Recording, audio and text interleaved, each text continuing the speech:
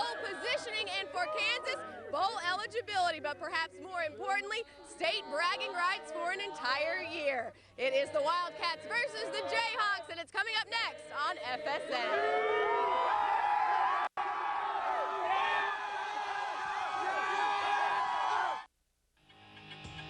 Pride, competition, spirit, rivalry. Today, bragging rights for the state of Kansas will be decided on the gridiron. The Kansas State Wildcats march onto the home field of the Kansas Jayhawks for one of the oldest rivalries and longest-running traditions in college football. Back in the day, they would call this a barn burner. Today, we call it the Battle. Big 12 North Division rivals, Kansas State and Kansas next.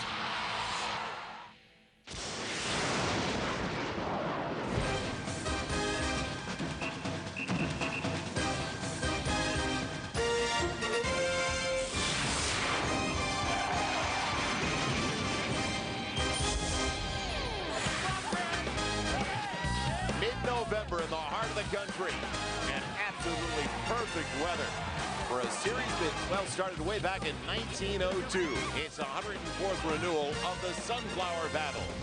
College Football Saturday, all presented by Dr. Pepper, as Kansas State on a roll, taking on their arch rivals, the Jayhawks of Kansas.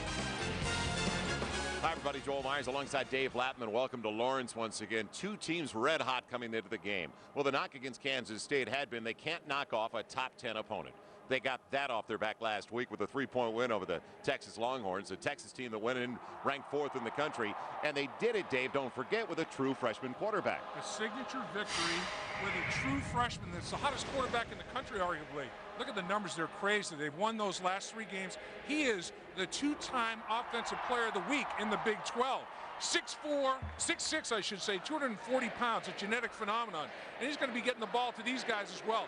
James Johnson, the running back, experienced junior college transfer, slippery, elusive running back. And then Leon Patton, just an outstanding 5'7" Darren Sproles type. And he'll hide behind those offensive linemen and then explode on you. He's very sudden. Well, the Kansas Jayhawks could be much better off than 5-5, but they've lost some very close games this year. They also come in on a winning streak, and they have balance now that Kerry Meyer, their quarterback, is healthy. Balance as well with the leading rusher in the Big 12. Kerry Meyer can do it all. Kerry Meyer is athletic. Kerry Meyer has plenty of arm strength. He's got speed. He's got size. Now he's also taking care of the football. In Big 12 competition, 7 touchdown passes, only 1 interception. But his main job today and his best friend is going to be John Cornish. This guy is a dynamic running back. He's got great vision, so he sees it. He has patience to let it develop. And then he's got the acceleration and the power to break arm tackles. You have to bring it to bring John Cornish to the ground. He's something special. A lot of momentum. Rare in this series. In recent years, these two teams come in with this much going for them.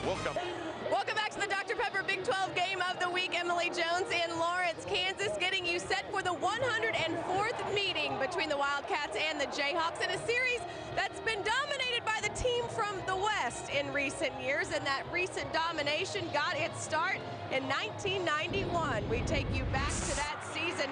Kansas had won 3 straight in the series, but a Paul Watson to Andre Coleman touchdown late in the 4th quarter gave Kansas State the 16-12 win, and the first for Bill Snyder in this rivalry. Also, since that game, the Wildcats have won 12 of 14, but the all-time series still very much in the Jayhawks' favor. KU holds a 62-36-5 advantage in this, the 13th most played rivalry in all of college football. Should be an interesting one in the 105th edition. We're set for kickoff. Joel and Dave, back up to you guys. All right, Emily, boy, did we ever get lucky weather-wise, Dave. I mean, 50 degrees at kickoff, sunny skies. Perfect. This is ultimate football weather. It is, and this crowd is rabid. I mean, this is what college football is all about. We got a great venue, and 2 teams are going to be really getting after it. I think this is going to be an old-fashioned slobber knocker out here today. Can I quote you on that? Absolutely. Leon Patton over to the far side as we are ready to go. Jayhawks will kick it away. Patton over to the far side. Alsop over to the near side. And it's going to be Carlos Alsop about a yard into the end zone. Behind Patton over to the right side. And he is buried before he even gets back to the 15. Great kick coverage downfield by the Jayhawks. Brandon McAnderson, the fullback, all over the situation. defensively with the talk, singing the praises of one Josh Freeman. And he has been phenomenal over the last three, over the last two. It's difficult to find any faults at all. His offensive line, Wofford, Handy. Bedore is back after he was injured earlier this year. Robinson and Friesen. And then it's Patton in the backfield. Johnson will be there as well. Gonzalez, Jordy Nelson, Jaron Mastrud, and Rashad Norwood are their tight ends. And in fact, their tight ends, they're leading receivers this year. So from the 14, 1st and 10. It's going to be James Johnson starting in the backfield. And over the middle, it's Mastrud. Oh, look out, he hangs on. Now, can they catch him? There's no doubt they'll catch him. He hangs on to the football as he bobbled it momentarily. So they go to the tight end, who I just mentioned, Dave, the favorite target of Josh Freeman, and a huge play to start the day. Well, Jerome Kemp went for the football and didn't make a play on it. Safety tried to make a play on the football, and he came up empty. Down the middle of the football field, right down the hash marks. Kemp can't get there. Over at the tip of his fingers. And boy, I'll tell you what, that's just that. What a huge way to start a football game. Swing field position like that. Kansas State finds themselves immediately in the red zone. Well, Mastrud, one of their two tight ends, and he's a true freshman. In fact, they've got the other that's a redshirt freshman. So it's like Jordy Nelson moving on the line. Snap never even got underway, and a false start coming up against K-State. Yeah, I think Josh Freeman forgot the snap count. Quarterback and center can't forget the snap count. He pulled out of there early.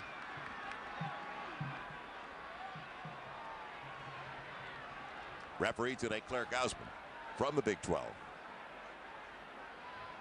Offside, defense, number 40. 5 yards, first down. Jayhawks, and defensively, it's Mike Rivera, the linebacker. He was offside. He couldn't time the blitz up. Got the neutral zone. Man in the 4-3, Brorson, Wilder, McClinton, and Como. Their underneath tackles, very good ones. Mortensen, Rivera, and Harris Wright. Man in the secondary, Aqib Talib, who's tied for the Big 12 lead in interceptions, 5th in the nation. Anthony Webb on the other side. And then the safeties, Kemp. This is now going to be 1st and 5. Freeman, the little dump off the screen, and Johnson inside the 10. He's got a 1st and goal down to the 8, surrounded by Jerome Kemp. The other safety on top of the situation, Justin Thornton.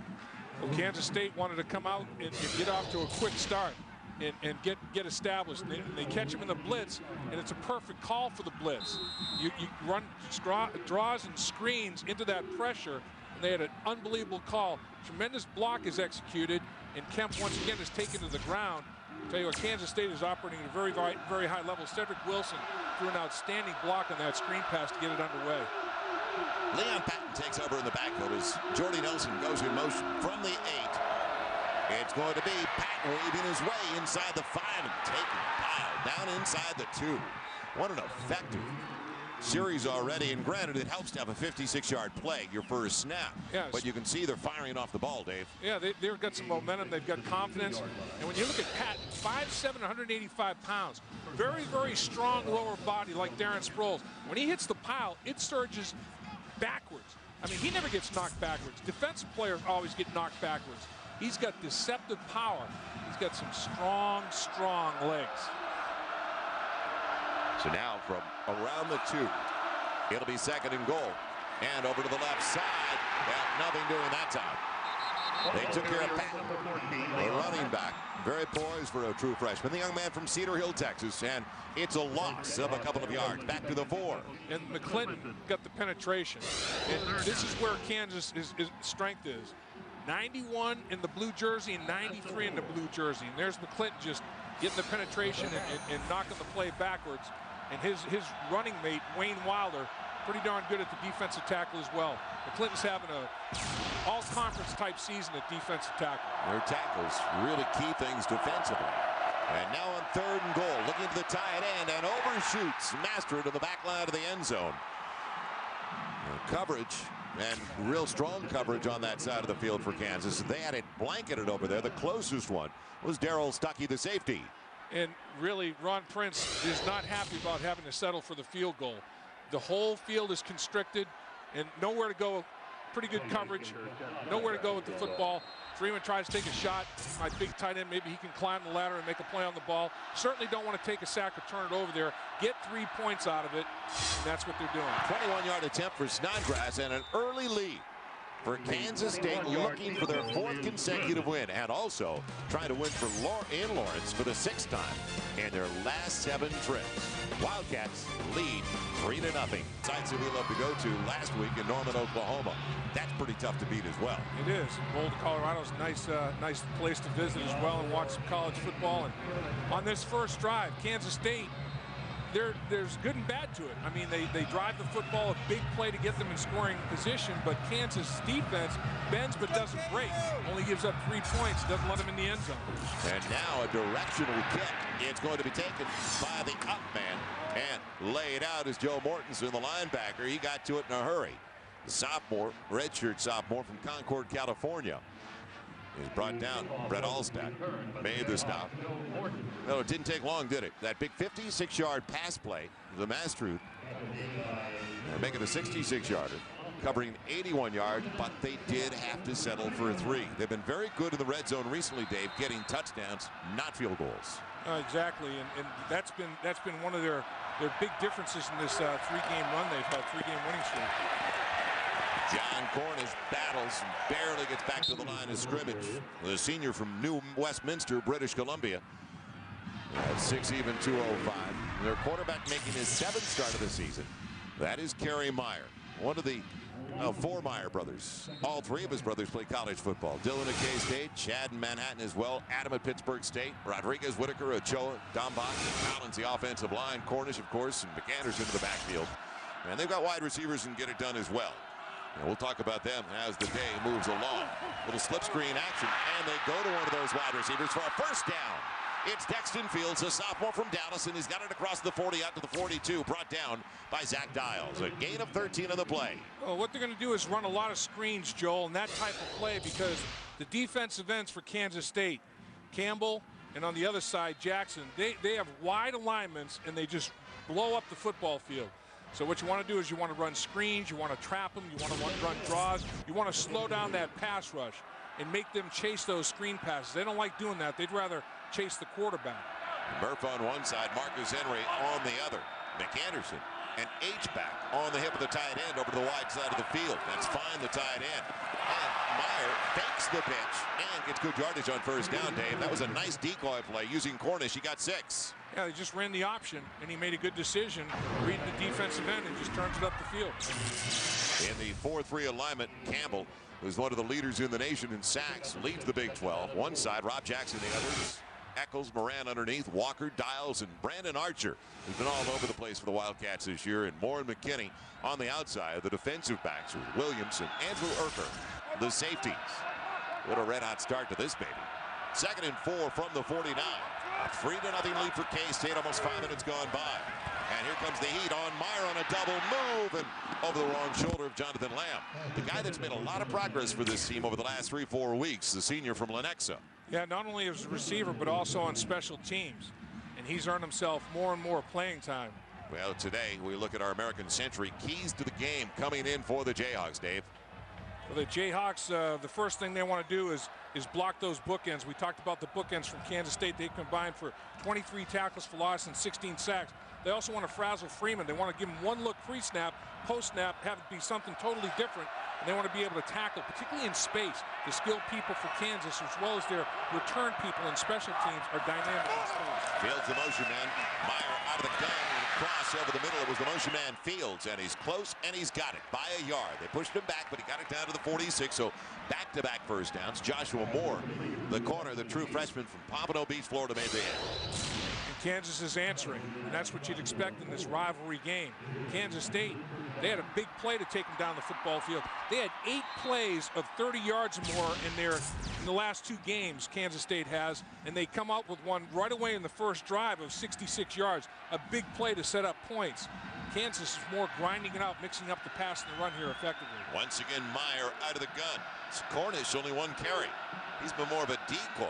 It's just his presence drawing that kind of attention to open things up. Now the option. It goes to Cornish. He's got a lane. outside, he goes to the 40, breaks a tackle, and he's got a first down inside the 35, down to the 33. And Dave, let's remind everybody while we talk about the momentum, and Kansas State with 3 straight wins, Kansas is bowl eligible with a victory today. Bowl eligible, no bowl guarantee, but they would be bowl eligible with that 6th victory. And, you know, they're on a 2-game winning streak themselves. Now, they're coming off a bye week, and time will tell.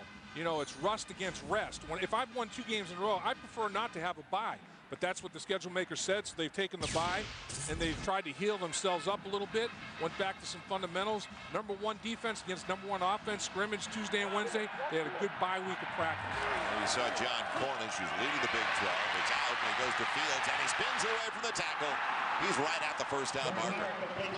Extra effort, and he's got the first down. Yeah, don't hurt your own teammate, whatever you do. Yeah, really. Sometimes celebrations can be more dangerous than the game itself. You know, I like the way they're attacking these Kansas State defensive ends. Screen pass, run the option right at them, make them declare. What they're trying to do is put an element of doubt. Meyer and the coaching staff for Kansas don't want those defensive ends from Kansas State just to have free reign and up the football field without thinking about it. Trying to put an element of doubt in Ian Campbell's mind. He is tied with Niles Wiring. 11.5 sacks on the season.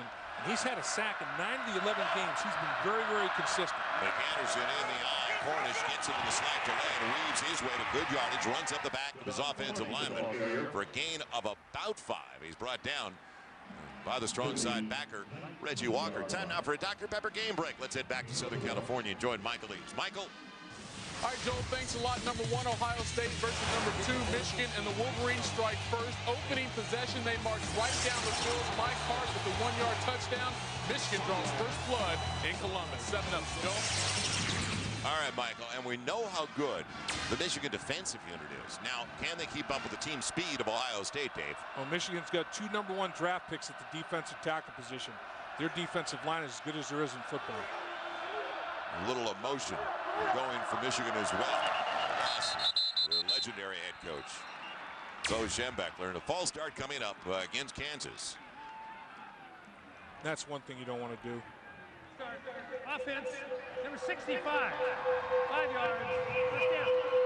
You know, you don't want to be in a situation. Rodriguez has called for the false start. You don't want to get yourself off schedule.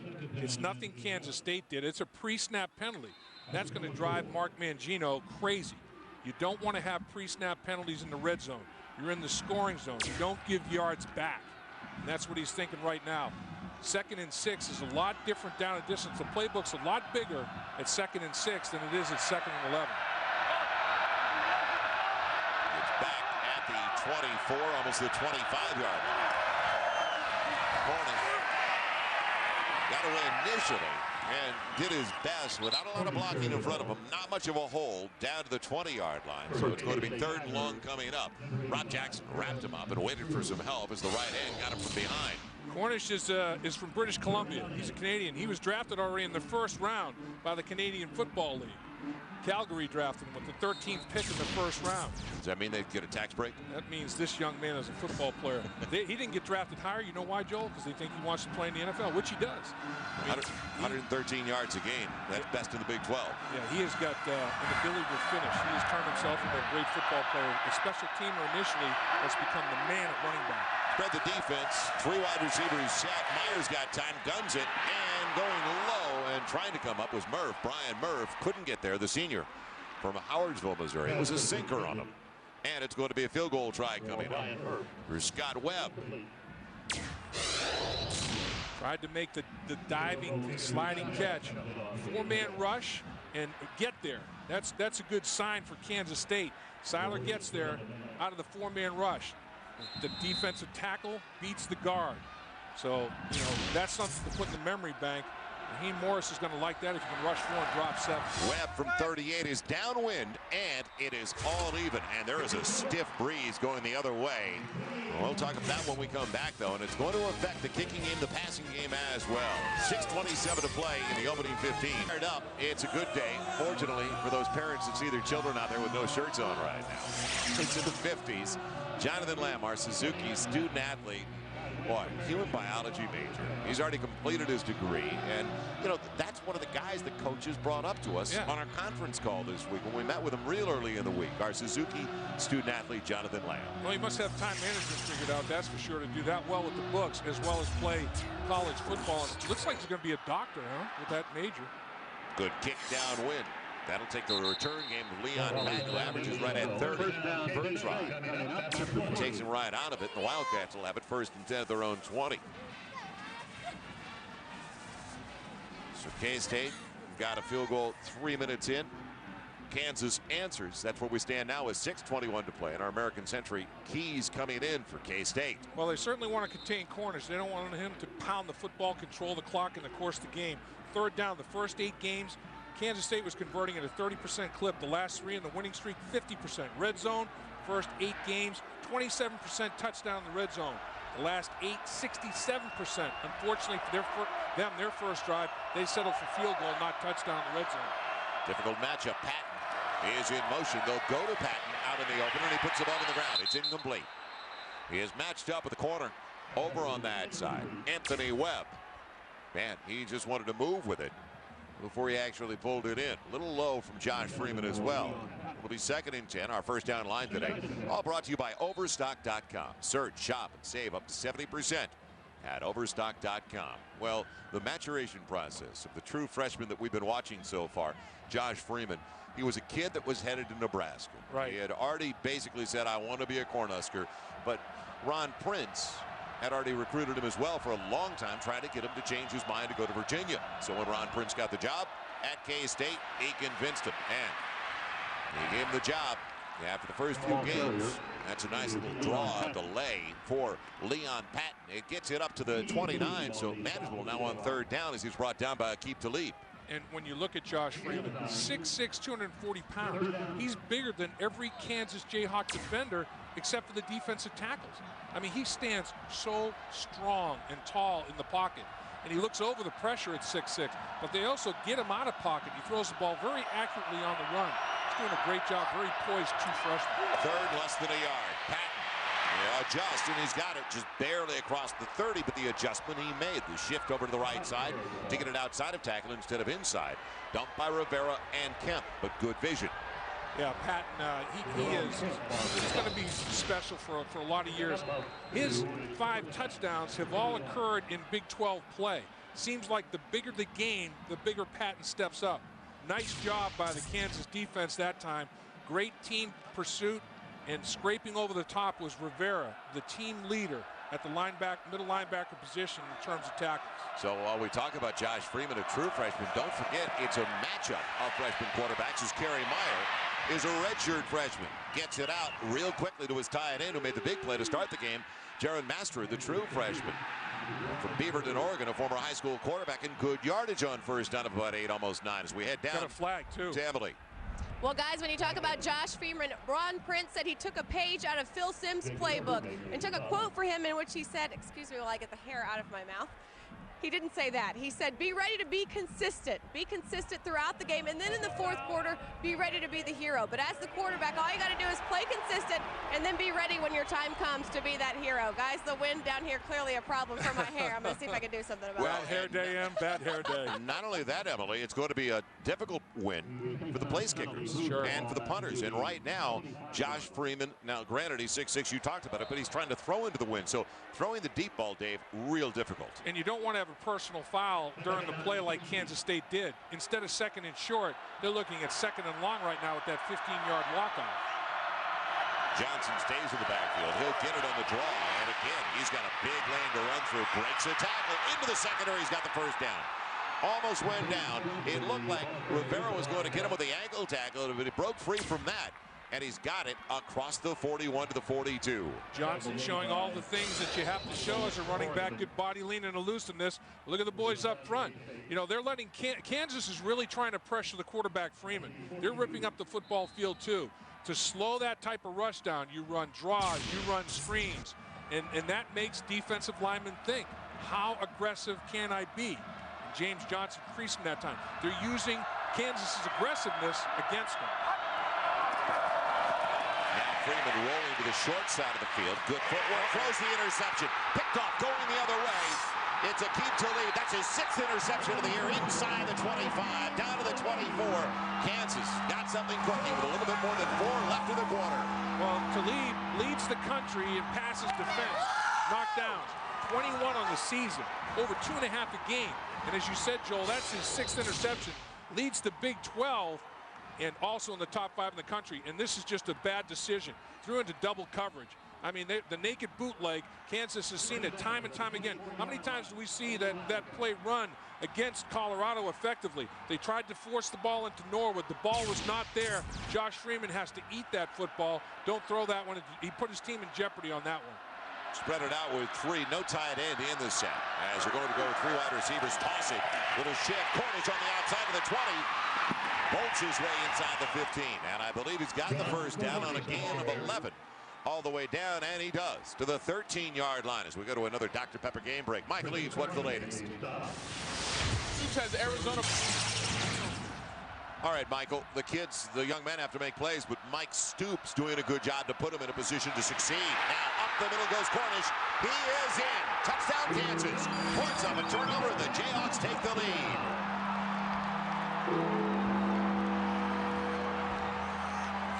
Big series right there for the Jayhawks. And Joel, in a rivalry game like this, turnovers in field position are humongous. And the first turnover recorded by the Jayhawks in the short field. Boy, you talk about a gaping hole. Tremendous blocking up front, and then Cornish finishes. I mean, once he smells the goal line, Anderson is rejected. I mean, Cornish just steamrolls him. Boy, that's just being posterized right there. How do you really feel about it? Extra point is up and good by Scott Webb. And boy, what a turnaround. The momentum is shifted after the early Wildcat big plays. Now it's going the Jayhawks' way.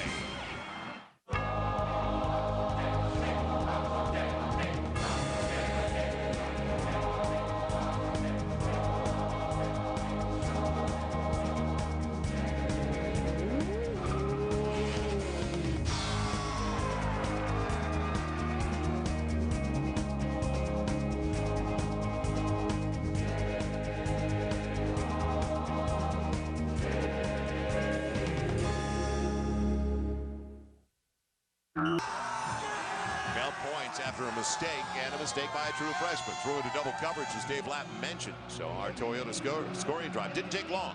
After the 24-yard return on the interception by Aqib Talib, 15 yards. And it was Frank Cornish finishing up with the last 13 on the touchdown run. A 10-3 lead now for the Jayhawks. Welcome back to Lawrence. Joel Myers, Dave Lapham, Emily Jones. Downstairs on a beautiful mid-November afternoon here in the heart of the country, Lawrence, Kansas, where from our press box view you can see for miles and miles, nothing in our way. You know, Joel, the 3-game winning streak, Josh Freeman, 6 touchdowns, 1 interception. Today, early interception. Jayhawks pick him off early in the football game. Low line drive from Scott Webb, and a hot one for Patton to handle. He's going to bring it out now.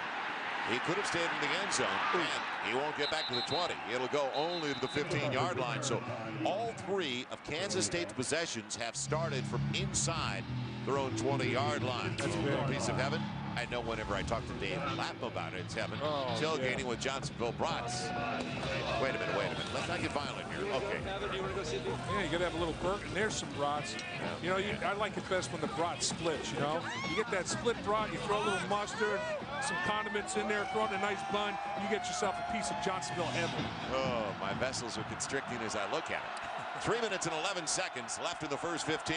We knew it was going to be good, and it is unbelievable to start. And the quick one to Jordy Nelson off his fingertips, a hot one. It was right in front of Anthony Webb, the true freshman, who's starting over on that side, a right corner, Glen Heights, Texas. It looked like Jordy Nelson, as the catcher, was signaling changeup, and Freeman threw him a fastball. Looked like he got crossed up. I mean, that ball got up on his face very, very quickly. Josh Freeman can throw a fastball now, as we said. This guy's 6'6", 240 pounds, bigger than most defensive ends and linebackers. Just a massive guy in the pocket. With that drop, he is now 4 for 7, 91 yards throwing from the 15. Johnson, and he is belted, buried, and pushed backwards, coming up on the play. And A real solid stop for the Jayhawks, James Holt. As we go back to the studio now, it must be important, a Dr. Pepper game break with Michael Eaves. Yeah, Joel, a good one. Number 1 versus number 2. Right, thank you, Michael. Yeah, everybody thought that was going to be maybe almost as good as the one we got. Freeman after the play fake on the roll, and he has got plenty of time with a bullet, and the completion goes to Cedric Wilson. He pulled it off in front of Talib, and he's got the first down. Breathing room out to the 28-yard line. Boy, when Freeman throws a ball like that, you almost have to catch it in self-defense. I mean, if you don't, it might go right through you. Short quarters, you're right. And they get him out of pocket once again. He buys time, changes the launch point, and drills. I mean, you talk about throwing a ball right between the eights of Wilson. And Wilson did a good job of securing that football. And movement by the offensive line, and Josh Freeman, as he was pulling away, he can walk away and give signals up and down the line of scrimmage, but his lineman can't move. 69, offense, false start. 5 yards, first down. Call it on Caleb Handy. Emily, what's going on?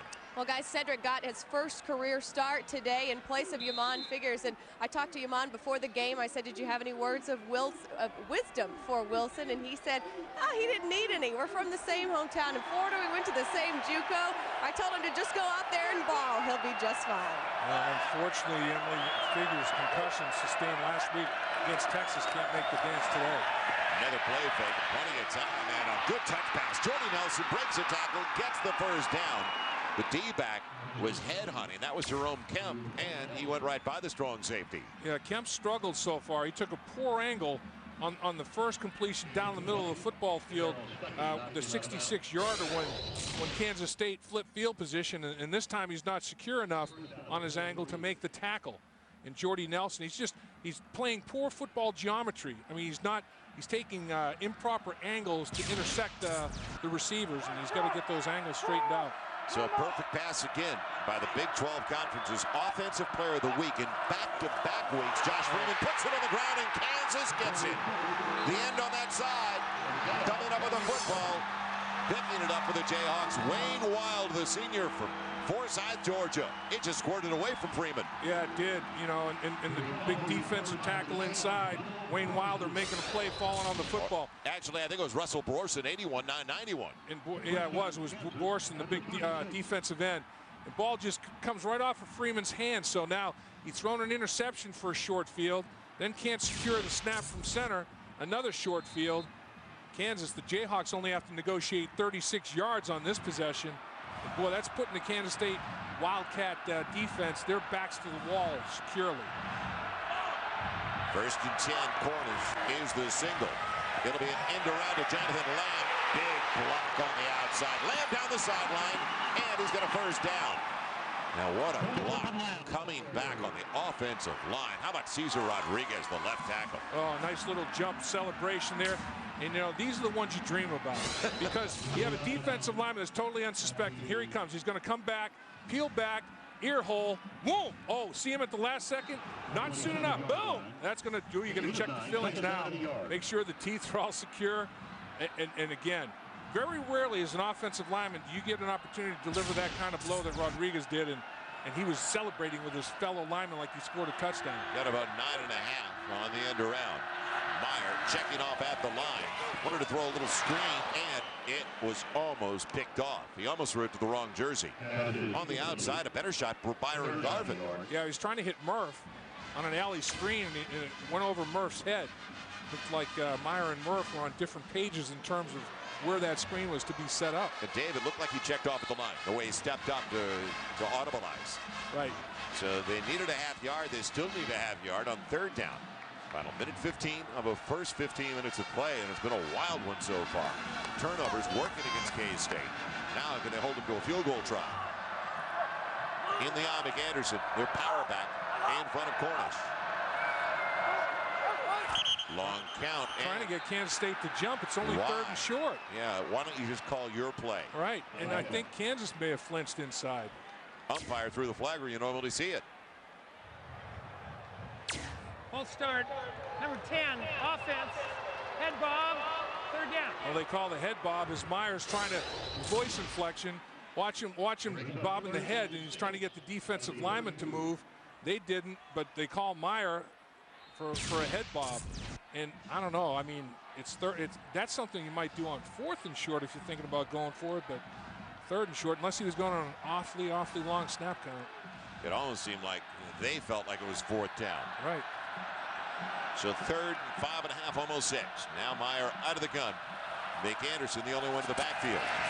Pocket holds up. He's got plenty of time. He's got a wide open man down to the 5-yard line. It's complete. Dexton Fields. He'll take it in. No. They say he dropped it, falling backwards at the 2. And it was there.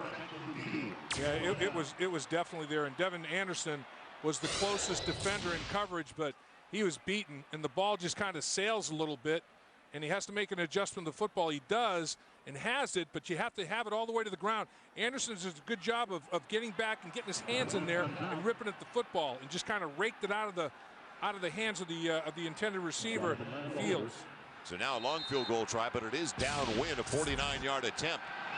Longest for Webb this year, 43 yards. And they make it a 10-point lead on its way.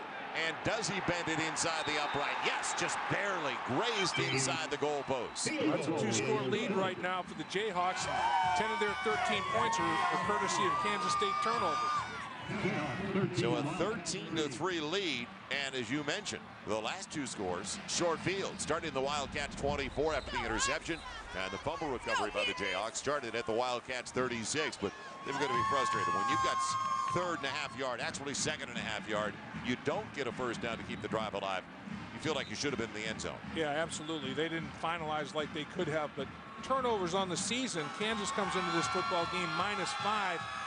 Kansas State comes into the football game +2, but it's just been the reverse. Kansas State has turned it over twice. Kansas has forced a couple, so turnovers are monstrous in any football game, particularly a rivalry that's as heated as this one. Field position and turnovers, and Kansas is winning in both categories. Sky Webb will tee it up, and once again, he's got a real stiff breeze at his back. Here in Kansas, not much to really get in the way of the wind. Over the head of Patton, and it's going to be the Wildcats, 1st and 10, once again at their own 20, so twice at their own 20, once at their 14, once at the 15. It's a long field when you're working into the wind. And Josh Freeman, a lot of people in the Kansas State program were wondering how he was going to respond to all the success. He had a lot of photo shoot opportunities, a lot of media attention after the big win against Texas. And, you know, they were wondering if it might be a distraction or not. Early on in this football game, I guess it's convenient to say it could be because he's not playing well. But sometimes handling success can be equally as difficult as handling adversity. And right now, he's adjusting to handling that success of that Texas victory. But as you said early on, 3 quarters to play. It's only a 10-point deficit. Toss sweep. Leon Patton waiting. Got some blocking. Showed some patience. Let it slide by and then takes it out to the 24 for a gain of 4, almost 5 yards. Brought down by Mike Rivera. That's what I think both of these running backs do a good job of. Cornish, I'm speaking of for Kansas, and Patton for Kansas State. They have great vision, and they give an opportunity for the guys in front to do their job and let it develop. They don't rush things. That's something that'll infuriate blockers, is when your running back does not give you enough time to do your job. The relationship is not established where he gives you enough distance to perform. Well, Kansas State has outgained Kansas 144-88.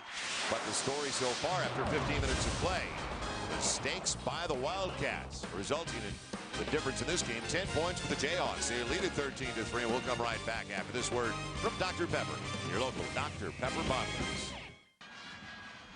Welcome back once again as we continue. Start of the second. Dr. Pepper Big 12 game of the week. Joel Myers along with Dave Lapham, Emily Jones. Great day to be in Lawrence, Kansas. 2 old rivals getting together for the 104th time of the series that started back in 1902. And Kansas State right now, they're just hurting themselves. Yep. Self-destruction. They got to take themselves off the schedule. Kansas is good enough opponent today. They're looking right now to second, a little less than 6 in a trap play. Bangs it up the middle. He's got enough for the first down. And again, waited for his guard to pull for that trap play. The patience we talked about. Absolutely. And you know, Joel, another thing on this Sunflower State showdown this year, for the first time in 89 years, as we take a look once again, Guard does a good job, comes up and gets his block at the linebacker level. But for the first time in 89 years, since 1917, both of these teams have won 2 games or more coming into this matchup. I mean, that's 89 years they've played and not had both teams on at least a 2-game winning streak. Kansas on a 2-game streak, Kansas State's on a 3-game streak. Good basketball skills, is that the reason? Josh Freeman, dump off, and it doesn't go anywhere. Rashad Norwood, the junior from Kansas City, just about 30-40 minutes from here, brought down by Darryl Stuckey. And a quick pop by Stuckey. Well, I'll tell you, Bill Young, the defensive coordinator for the Jayhawks, give him a bye week to prepare, a couple of weeks to prepare. Kansas State, a lot of their game is horizontal in the passing game. And we noticed that against Colorado. I mean, that West Coast offense, they're trying to stretch the field horizontally. And Bill Young is doing a great job of getting his linebackers involved, not allowing the completion to even occur. They are challenging everything on the horizontal plane of the football field. So now it's going to be the second and long little slip screen, and Jordy Nelson got the block outside that he needed. Brown was over there, and he got it up for about 8, almost 9 yards on the play. Stuckey again on the hit. Yeah, Antonio Brown with a great block, and this is what you do for your teammate. You go over here and you lay the wood on him. Watch this cut block. Comes Antonio Brown, whoop, take the pins out. Jordy Nelson cuts it up inside. Jordy Nelson's got some explosiveness and some acceleration. He almost split it for big yards. We saw what he did against Colorado, taking a little swing pass and turning it into a 74-yard touchdown. Opening 2 minutes of the second. Man, it's going to be third and a little less than 2, and bang, it's straight ahead. Patton off balance, but he still manages. It's almost like he was swimming his way across the line. Up for a big gain. He's got a first down, tripped up by Paul Como. Let's head back downstairs. Emily Jones. Well, guys, last week leading up to the Texas game, Ron Prince told his team, don't be surprised if we get up on Texas 21-0. And then they come storming back. But if we can counter that, come back to win the football game, that's what's going to happen. So his players kind of thought he may have had a little bit of a crystal ball effect going on last week. I have a feeling, though, this is not how he saw the cards playing out in this one. I agree, Em. I don't think he said, yeah, we're going to go down by 10 points, boys, because of turnovers. I agree. Freeman in trouble after the play fake, and spun down and put down. It's a sack a yard behind the line. Russell Borson, a sophomore from Stillwater, Oklahoma. Borson played a little tight end last year for the Jayhawks in an emergency situation. Obviously a very, very versatile athlete. And watch him stay after it. You know, you just keep working, come down the line of scrimmage and finish. And that's a football player that's got some intensity to him. Let's also not forget, Dave, that Kansas State has had their problems in recent years on the road. Their first road win since 2004 came the game we did at Colorado. That snapped a slide of 7 straight Big 12 losses away from home. Yes, it did. So they're 1-2 on the road this year. Another down in a hostile environment by 10. Blitz, Freeman gets away. And can he maneuver his way to a first down? Wow. Yes, he does. For a 6'6 athlete. How about that for maneuverability? And it looked like the D-back Jerome Kemp was going to lay him out. You know who he looked like to me right there at that size? Dante Culpepper before the knee injury. Dante Culpepper, you know, 6'4", 260. This guy's 6'6", 240. Look at, make you miss. Are you kidding me? I mean, that's Kemp again. Kemp's having a hard day tackling, but he made multiple people miss. He just sheds Kemp. Then he keeps his eyes up the football field. Now he turns into a running back. They say he's got 4.9 speed in the 40. He's got functional football speed. Look faster than that carrying those pads. Yeah, he converts a third down, so they're now 3 of 4 on their third down attempts. Short side of the field, Leon Patton waits for the lane, breaks a tackle. Good yardage on first down. He won't quit in the play. Still in bounds down the sideline. He'll take it the distance. He didn't quit. Jayhawks relaxed. Touchdown, Kansas State. Tell you that 5'7" diminutive size played to his advantage there. It was almost like the Jayhawks lost track of him. I mean, they couldn't find him. Once he gets in a cluster of bodies, he kind of hides. And again, look at the patience, letting people work. Kemp misses again, another missed tackle. Then he's got that low center of gravity, low man wins. Ooh, is he inbounds or out of bounds? They may take a look. Yeah, they may take a look. That angle is hard to tell. It's not right down the sideline, so it may look like he's out of bounds when in fact he might not be. You have to give the benefit of the doubt to the official that was right on the sideline looking. And if it's not indisputable, right, play stands. Now, it is close. And that look that we had, it looked like he was stepping on the white, but again, It's on a slash. It's not right down the sideline. And I think in order to tell one way or the other, it has to be right down the sideline because there are more than one official on the sideline looking at that play. While they look, we will continue to look, and we'll take a timeout. 11:27 left in the half. Is it going to be a 44-yard touchdown run for Leon Patton? Well, it was a 13-3 lead for Jayhawks of Kansas just a few minutes ago. Didn't take long, 4.5, a 9-play, 80-yard drive. Big play, though, by Leon Patton, the true freshman from Cedar Hill, Texas. As the coaches said, a very poised young man for a true freshman. A guy that is, well, he's not small. He's just short. Right. And that's the way he plays. He's playing hard. He's got a very, very strong lower half to him. His lower body is something else. Jared Parker is going to kick it away. And downwind now. Will it be brought back? Yes, it is coming back. Jake Sharp gambling, and it didn't pay off. So he took a shot going across the 15 out to the 16. But as we look, it's our Volkswagen leaders. And when it comes to sacks, only Michigan is better than Kansas State, the #1 team of the Big 12. And really, it's the defensive ends are the leaders of the pack there. They've combined for 16 sacks. That's Campbell and Jackson, the bookends. Campbell, of course, the conference leader and probably the favorite for the Big 12 Defensive Player of the Year. He's a former walk-on. What a great story. Former walk-on from Little Town in the state of Kansas. 11.5 sacks later, tied for the single-season record, as you mentioned earlier. So from the 16, Cornish. Man, the lane closed in a hurry. It's shut down across the 20, at the 21. Garvin shot the gap, the junior from Miramar, Florida, with the defensive back.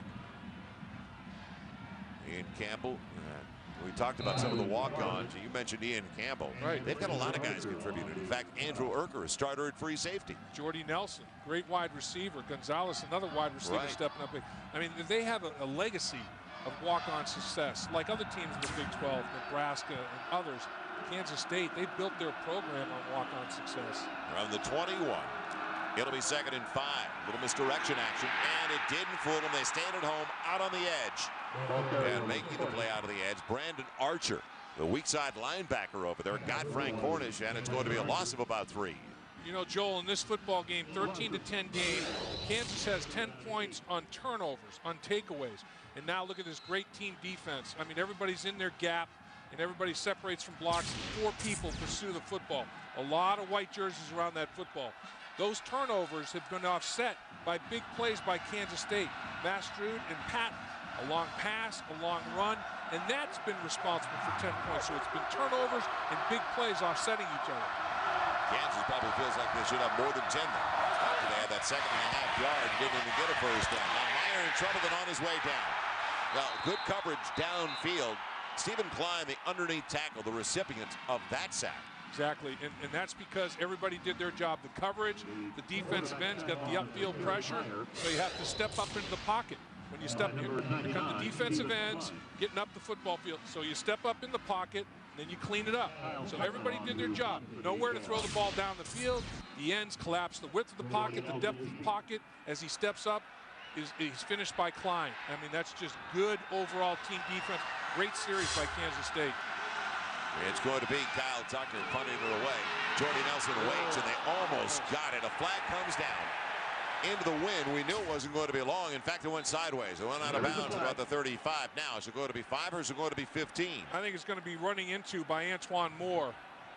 And they are going to call personal. Kicker, 15. Yep. Kicking team, 43. 15 yards, automatic first down. Another mistake because, Dave, you know punting into the wind, you're automatically going to get good field position. Don't gamble. And there's Antoine Moore. And, boy, you could say he was blocked into him because Antoine Moore is still trying to separate from a block. I mean, you know, as he's coming off of the block, you know, he gets involved with the play, and that one's a little bit dicey. I mean, could have been a hold, too. He's beaten Anderson, and that one's tough. And Ron Prince, he wants to talk about it. He's saying, my guy's coming off a block. I think he's going to be told you can't challenge that, but he's upset. And I think he saw the replay, and he said, you know what? My guy's getting held. He's defeating a block. The blocker's pushing him into the punter. And that shouldn't have been called, and I think that's the argument. That's the long snapper who's trying to recover. Right. And I think it's a legitimate bribe for Ron Prince, the third youngest coach in Division 1A play this year. He's not acting like it, is he? He looks like an experienced guy on the sideline. Yep, and he's saying you got to take a look at that. If anything, first of all, he went under the place kicker. It wasn't. Now, if he got a piece of it, did he tip the right? ball? If he got a piece of it, then everything's off. Right. He's coming off the block. He's being held, and he's being pushed into the punter. He barely touched the punter as well. That's my point, as and opposed to 15. But that's what I thought. I thought they maybe called running into, but his legs took his other leg out from under him. That's what the official saw. As the play finished, he rolled his legs into his. And when a punter is airborne like that and he can't protect himself, he's in a totally vulnerable position. I think the officials are told to err on the side of caution, protecting the punter, because initially there's not much contact. Then once he rolls into the leg, watch right as he rolls right there. He falls on top of him is what happens. I mean, the punter falls on top of the defender that was trying to block the ball, Antoine Moore. I don't know. I think the whole thing shouldn't have been called, because if you see the whole thing, Antoine Moore is still being blocked into the punter. The punter falls on top of Antoine Moore. There's not a whole lot of contact premature to him falling on top of it. I think it's one of those that should have been a non-call. Well, here's the difference. If the play stands, Jayhawks get a first down. The drive is still alive. If they turn it around, and I don't think they will, it'll either be a 5-yard or Kansas State has the ball at the 36. I think they can say, look, you know what, it may have been not called all that. I don't think you can reverse a call on a penalty like that. That's a judgment call. I think the only thing you can question is, was the ball tipped or not? After review, the video evidence does not show the ball was tipped. Right. First down. So that means, and as we said, then they can pick up the flag. Right. Because then if the ball is contacted at all, it's just like pass interference. When the ball is deflected at the line of scrimmage, you can hammer people. There's no pass interference anymore. Same thing if you're blocking a kick. If the ball is touched, you can hammer people, including the punter, because all bets are off. So a punt, but a penalty. And a huge one at this point of the game, with only a 3-point lead for Kansas, instead of K-State getting the ball at the Kansas 36. And I think it's a ticky-tack penalty to boot, particularly being a 15-yard variety. I can see 5, but 15 is way, way too vicious for the crime. A little severe. So from the 30, a first down. Now Meyer on the shovel pitch, and it's right past Corliss. Just a pass. Right. That's all it is. So it'll be a 2nd and 10 when we come back. But back to the studio now. Michael Eaves, what's going on in the college football world? All right, Joe, we got another check on number 1, Ohio State. All right, Michael, we talked about the overall team speed offensively for Ohio State, and can anybody track them? Now the screen, and a wide receiver screen at that, and Murph can't get away. He's pulled down behind his corner. Yeah, number 6 brought down number 6, Garvin. And we're going to have a flag at the end of the play. Now you have some additional self-destruction going on. You know, well, that's been the problem, Dave. Yeah, you can't hit late like that. I mean, there's nothing to be gained by. Personal foul, number 22, defense, 15-yard penalty, automatic first down. That's McKinney with the late hit. And, you know, there's the roughing the punter. And now, you know, Murph, the play is finished. He's on the ground. Leave him alone. Don't come in and spear him late. I mean, you just can't do that. Once he's down, and he's definitely down, and you have helmet-to-helmet to boot. Can't do it. Well, that's now 3 personal fouls on Kansas State. So 35 yards in mark-offs compared to 15 for the Jayhawks. You got to get control. Yeah, I mean, you turn it over, personal fouls. I mean, you know, you're self-destructing to the nth degree. First down by penalty. Out to the 48. Design roll for Meyer. And going deep downfield on a jump ball. And it truly was a jump ball, because the defensive back, Joshua Moore, had just as good a chance as the wide receiver on that play. So he was trying to get it to Dexton Fields. Joshua Moore did a great job, because Joshua Moore, you know, it's only a 2-inch differential. I thought it was a little bit more than that, but Joshua Moore had the inside position, and they're both got their heads turned to make a play on the football. Fields trips on Moore's feet and goes down.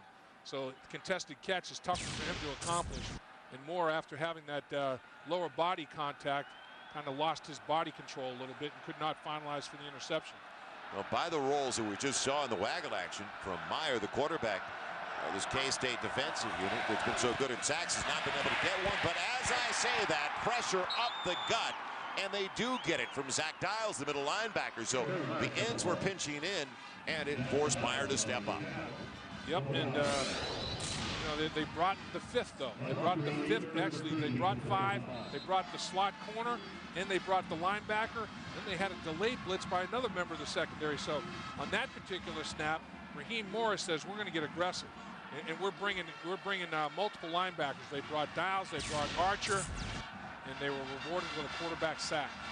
Kansas State now with 220 yards of total offense, only 87 for Kansas, yet Kansas leads by a 3 because of the mistakes of the Wildcats.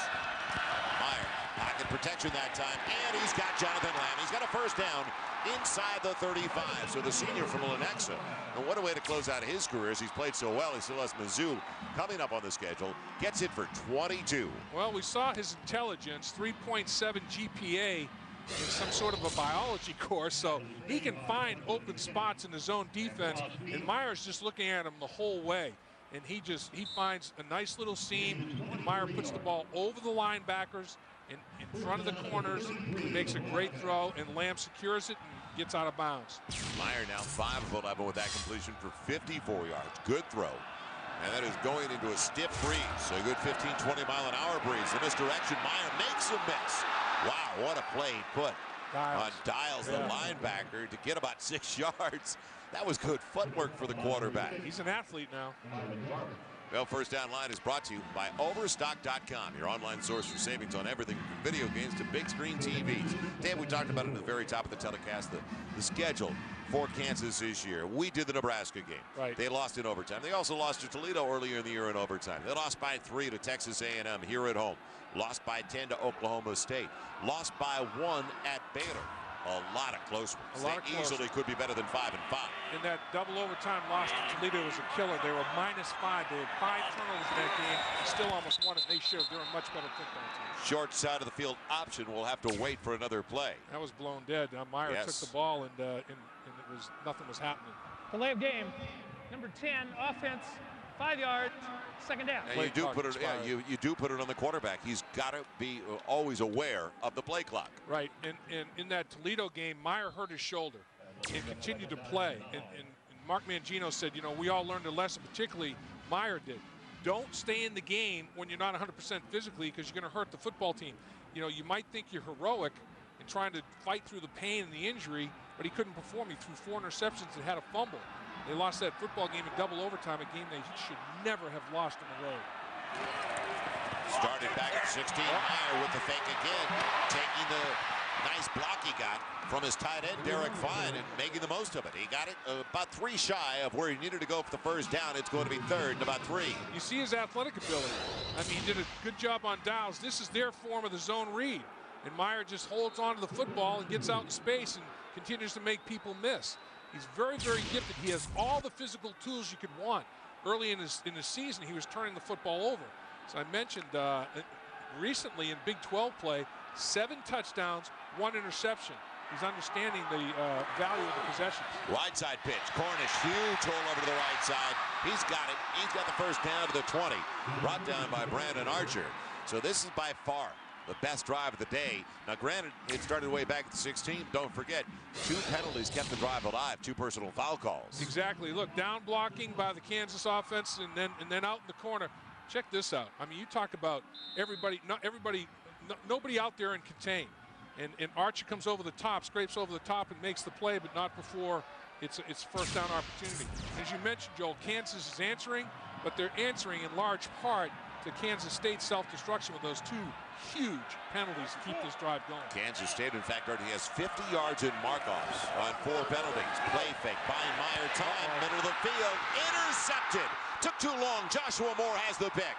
He had the tight end available in the end zone and didn't get it to Derek Fine in time. It was late. Yeah, exactly. He just put too much air under it. In that situation, you have to drill it in there. And he just lofted the ball. And that ball just hung and hung and hung. Joshua Moore said, I can recover and break on that football. And he's falling into a stiff breeze. There's no doubt about that. And he was back. He was bothered a little bit by Ian Campbell's rush. Boy, that's a nice job by a defensive back breaking the ball, Joshua Moore. So the Wildcats coming up with a pick of their own. In fact, wash it down. Diet Dr. Pepper. Well, let's take a look at why this interception occurred. You had to break my menu. And take a look. There's the pressure. He's falling off his back foot. Ian Campbell's putting the pressure on him. He has to throw off his back foot. And here's the reason the interception happened. Watch Joshua Moore. He says, I'm coming off my man, and I'm going to break back in that football. So pressure and coverage, both guys were involved in the reason for that pick. Ian Campbell and Joshua Moore. Moore gets the interception. Campbell gets a quarterback pressure and assist. On the first down carry, they take it outside the 20 to the 24. Close to the 25. Called it 2nd and 5. John Cornish, good average, 9 of 51 leading rushers, 7 for 65 with Leon Patton. It's James Johnson, though, this time in the backfield. Still a 3-point lead. Van Johnson can't get out of the backfield, loses a yard. Backside got to him. As coming up, it was James McClinton. 3rd down and 6. And let's head back now for a Dr. Pepper game break and check in this time with Billy Ray Smith. Billy Ray. Thanks a lot, Joel. How about them Hogs? They're back in stock. That Razorback, an All-American in Arkansas, Billy Ray Smith. #1 draft pick out of Arkansas, Billy Ray Smith. Jalib, great defense, great coverage. John Gonzalez, Kansas comes up and holds him to a 3-and-out. And Dave, that is rare in this game. It is. Both teams have been moving the football. It hasn't been because of excellent play by the defenses. There have been turnovers and self-destruction penalties.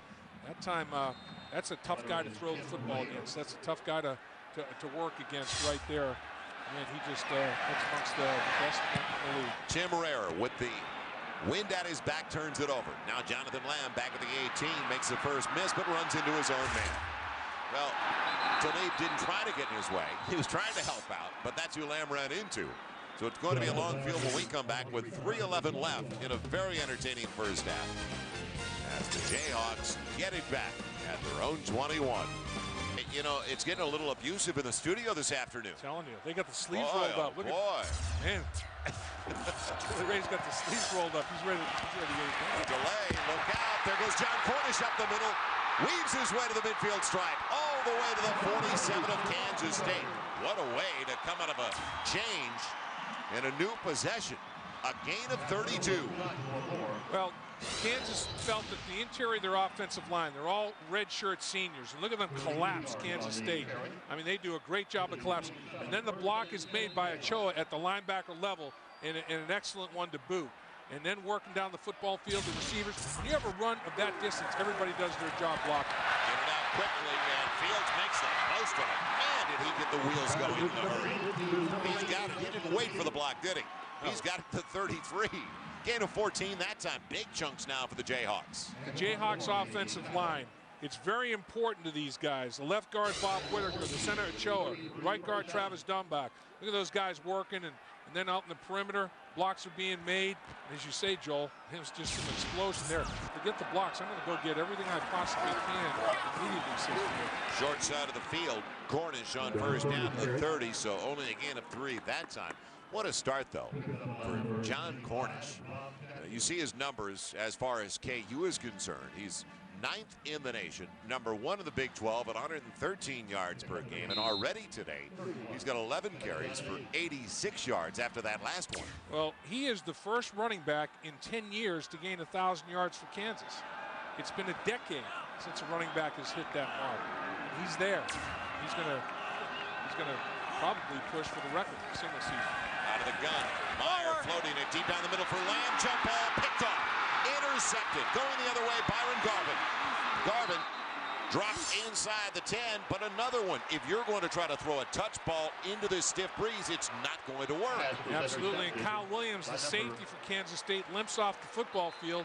Garvin says, thank you very much. I'll take one. Joshua Moore took one. And this football, yeah, when you put that much air underneath it, and look at how many Kansas State players broke for the football. I mean, you had a bunch of white jerseys, Antoine Moore, and a host of others breaking that for that football, as well as Garvin. So now turnovers even at 2 apiece in a 3-point ball against #2 in Columbus. It'll be 1st and 10 Now, do you want to gamble? A minute 47 left. You're down by 3. Do you want to gamble even though you've got timeouts on the board? And Kansas State has 2 timeouts remaining. They have the wind. I'm trying to see the wind blowing both directions off the goalpost. Looking, and it's going to be, I believe, a sack. A lost ball. Fumble in the end zone. Will they get Brorson a touchdown? Yes.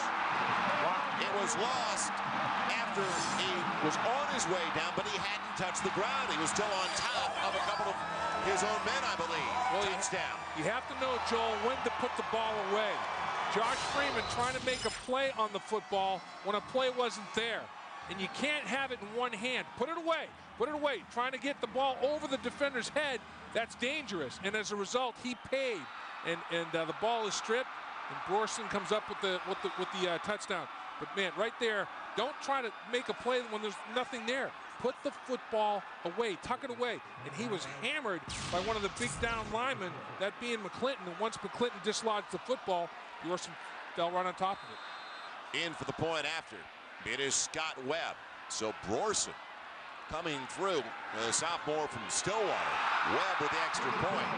And now it's back to a 10-point lead. And don't forget, 17 of the 20 points for Kansas are a direct result of turnovers. Absolutely. You know, Kansas State scored a defensive touchdown that won the game last year. Kansas said, we need to score a defensive touchdown. Well, they just did. Those unconventional scores are big in these football games, in any football game. Kansas State got one last year, and this time Brorson does it here in this football game. Massive, massive play as you're looking at a minute and a half basically left in the half to self-destruct in your own end zone like that. And again, it's the maturation of a young quarterback. Don't try to make every play. Some plays aren't there. Just eat the football and live for another down. And even when you talk about the staff and their mindset, the only thing that could possibly seduce you into thinking that you could come up with a long field and points with 90 seconds left in the half, you were downwind. But right, don't exactly. forget, you're at your own 8-yard line with a true freshman quarterback. Right, and Bill Young said, I'm going to heat you up. I'm getting after you as a result of that. If you're going to pass it, I'm going to bring in some pressure. Alsip will take it out, the 6-on-1 hop. What about a return?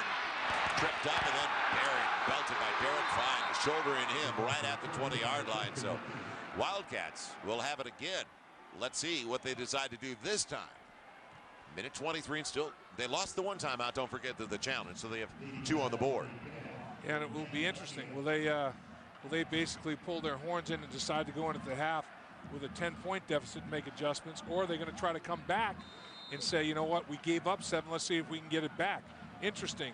Ron Prince says there's a difference between gambling and just a calculated risk. What's he going to do on this drive? Kansas State has yet to come back when trailing at the half this year. They're 7-0 when they're on top or tied. They are 0-4 when they trail. Freeman almost on his wallet out of the snap. Here comes the heat and just shovels it off. And a good play as he went outside. So he got rid of it in time, and he went to Norwood, his tight end. Well, it didn't take his riverboat mentality, gambler mentality away.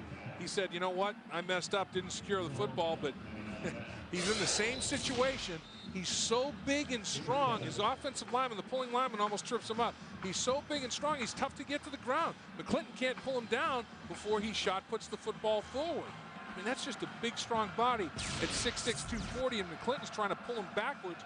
Freeman says, I'm just going to shovel it forward to Norwood and try to make something out of nothing. Yeah, 3 turnovers, though. 2 fumbles by Freeman.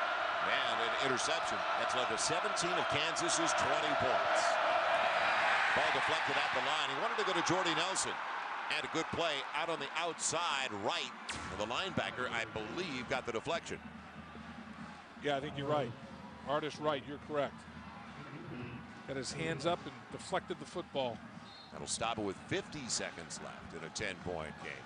There's somebody they'd love to have. Yamon Figures with his 4.29 speed. He flashed that speed multiple times against Texas. What a game he had last week. I mean, he was phenomenal, to say the least, and not having him. He had 6 catches, 123 yards, and 2 touchdowns, plus a 52-yard punt return against the Longhorns. 3rd and 3 at the 27. Good pocket protection. A little dart. It goes to the wide receiver, and it's complete. First down going on the outside for Kansas State, and he caught Daniel Gonzalez in stride. A 14-yard pickup.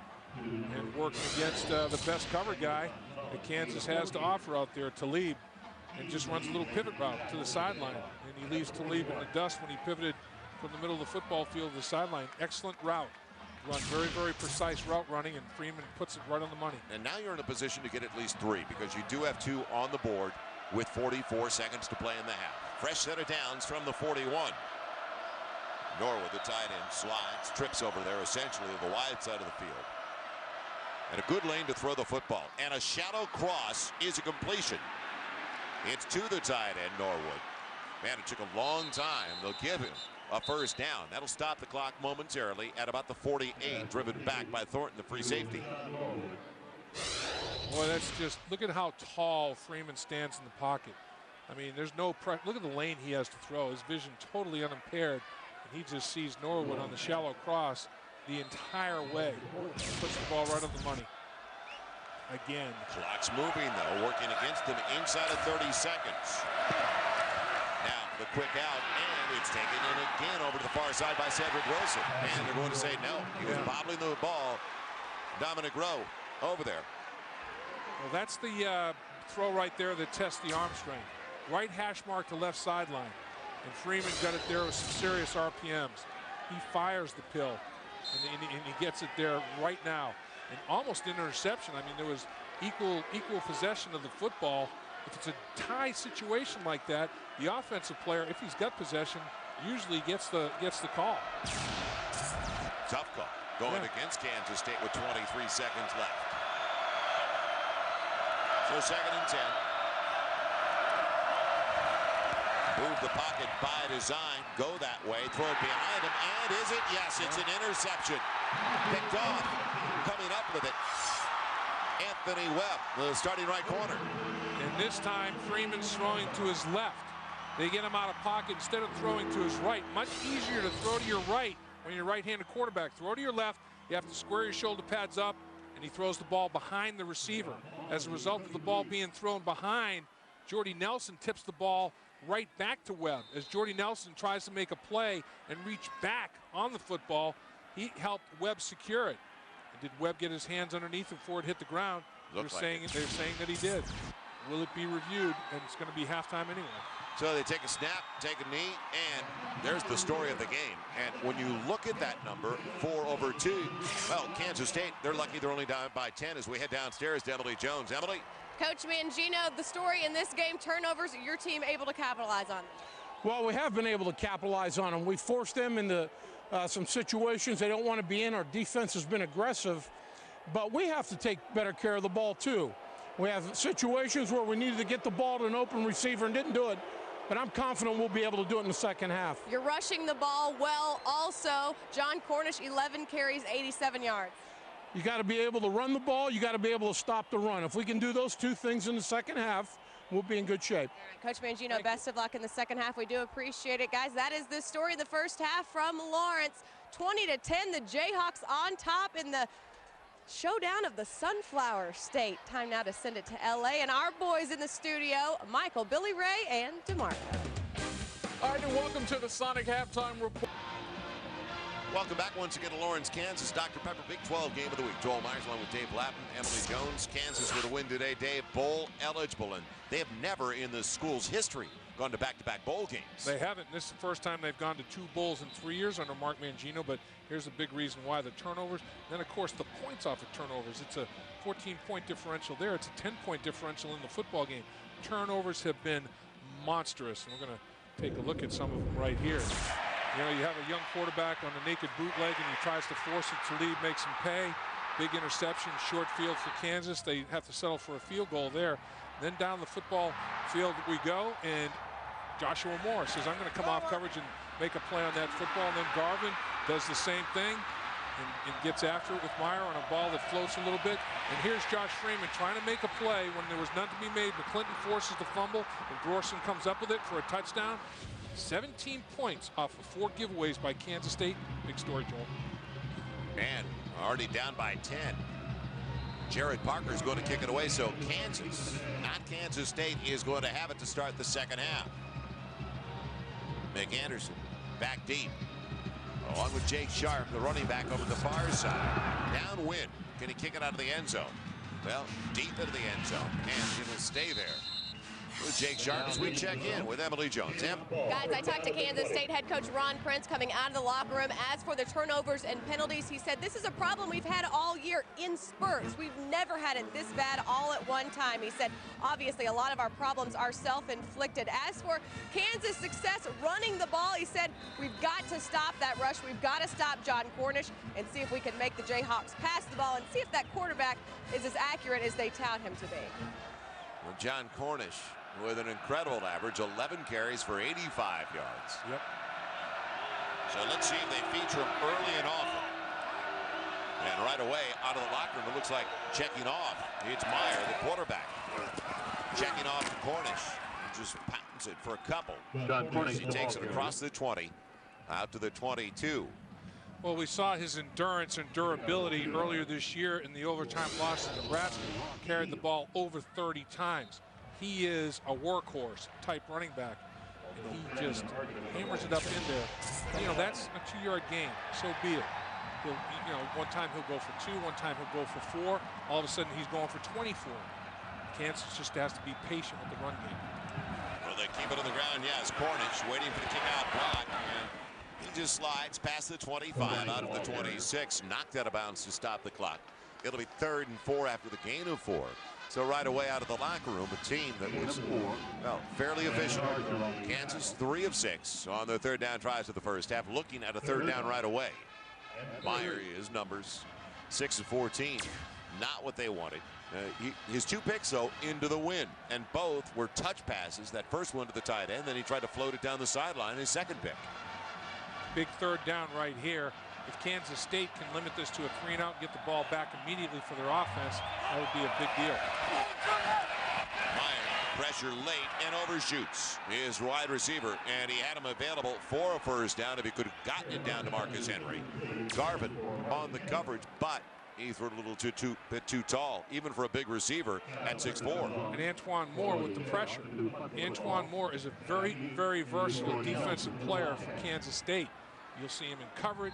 You'll see him pressuring the quarterback. And there's a big deal. 21 inside the 20. He's not going to get one inside the 20 now.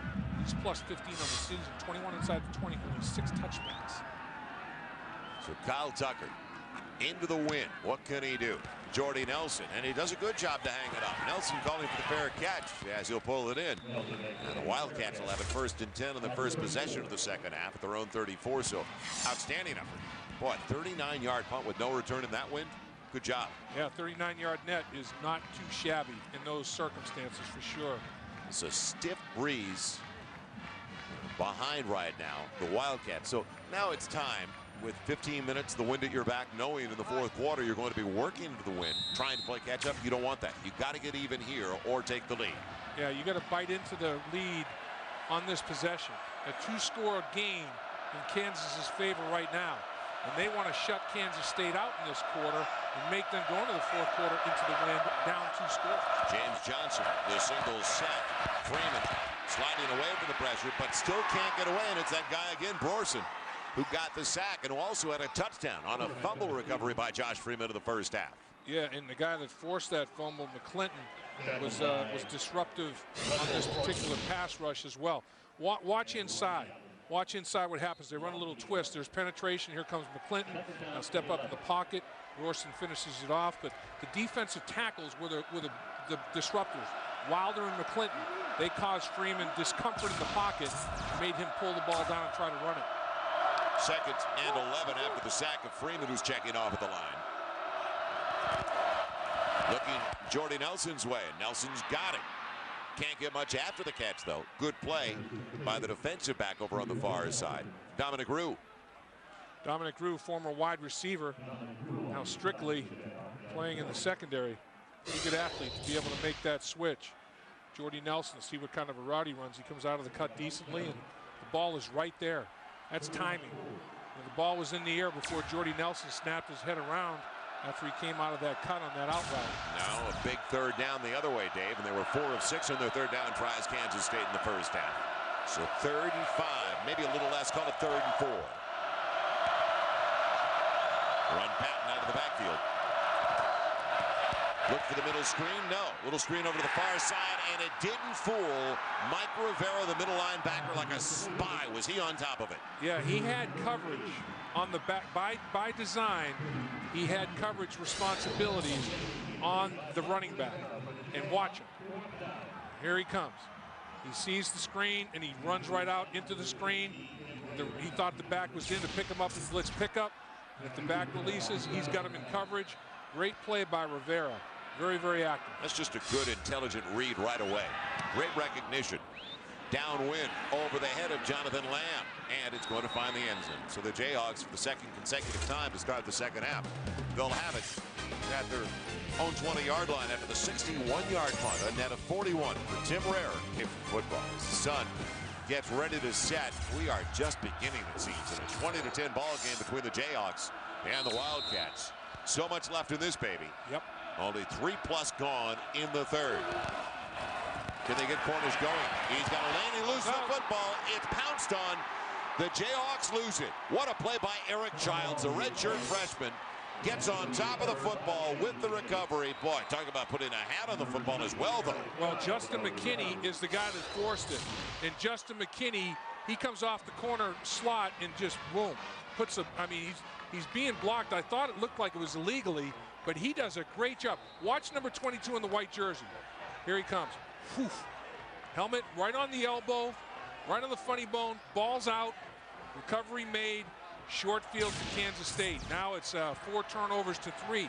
7 giveaways in this football game, and Justin McKinney was physical on that play. So the 10-point lead in jeopardy from the 22, Freeman. Way behind and over the head of Jordy Nelson. It'll go incomplete. Looking for the wideout. Riley Nelson, a junior. So that'll stop it momentarily with 11:24 to play. And things are slowing down a little bit offensively for both sides. And we saw that towards the end of the first half after an explosive start to the game in the first 20 minutes. And sudden change right now. How will Kansas respond defensively? You know, you have a short field. Your offense has put you in peril. What will you do about it defensively? Got to limit this to nothing more than a field goal opportunity. On 2nd and 10 from the 22, they slide, try to find gaps up front. It paid off. Brorson's there, along with Rivera, to just shut down Leon Patton. And you can see him sliding, trying to find the gap on the defensive front. Yeah, they did. They moved with the motion man, and Wilder's had a very solid game inside as well. Those 2 defensive tackles for Kansas, Wilder and McClinton, have been stout. And that's Ron Prince. True to his word, he said they worried him. When we talked to him earlier this week, he talked about the 2 underneath tackles for Kansas. He said that's the strength of that group. He said it's the best tandem we've probably played this season. It's pretty high praise when you think about they played Texas. So now 3rd and long. Blitz up the middle. They get a piece. And Rivera will get the job done. He flushed him over to the left side. It was a cleanup on that side. Coming up with it, and deservedly so, James McClinton. He was in the backfield as well. Well, there has to be an assignment error here because you have to account for the middle linebacker, and nobody does. Patton tries to get there, but it's too late. So it wasn't an assignment error. It was just great execution by Kansas. And Rivera, he's going to win that matchup. You have a middle linebacker working against a 5'7", 185-pound running back. Rivera says, I got to win, and he did. So now the field goal try for Snodgrass. It's going to be a 47-yard attempt instead of a chip shot, a longer one. And he's got it. Plenty of distance. You wondered if he was going to hook it too much. So 3 points off the turnover on the 47-yarder. And now it's a 7-point ball game. Jayhawks leading 20-13. This is on the board. Direct result. Kansas State giveaways. Sharp over to the far side. McAnderson over to the near side. That's Jared Parker. Punches it into the end zone again to Jake Sharp. And for the 3rd straight time. This is the 3rd possession in 5 minutes and 9 seconds for Kansas. Kansas defense, tip of the cap to them. They handled sudden change, knocked them backwards 8 yards. That's big time. Are you ready for some Infinity Let's do some trivia? Yes, sir. 1938.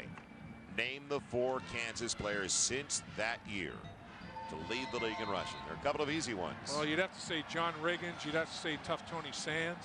Not Gale Sayers? Yeah, Gale Sayers is another one that probably would have to be in there. Wait, who else? Tough Tony Sands, 1991 single season rushing record for the Jayhawks. Yeah, you got to figure maybe led the league. Meyer on the roll, and a wide open Dexton Fields spins his way to the 38 for a first down. Boy, settled in. What was it, a cover 2 zone? Yeah, he found a nice little hole. You know, and receivers have to read coverages, little naked bootleg, just like Kansas State runs. Get Meyer out in the perimeter. And receivers have to read coverages as well as quarterbacks do. And found the hole and settled right in. Made himself a nicely available target. So Fields with the reception, the sophomore from Dallas. That's his 5th grab for 61 yards, and he takes it out to the 38. Meyer out of the gun. Get Cornish going if they can. Took too long out of the backfield, almost like a stutter step. So they wanted a delay, but that took forever, and it's a gain of only a yard.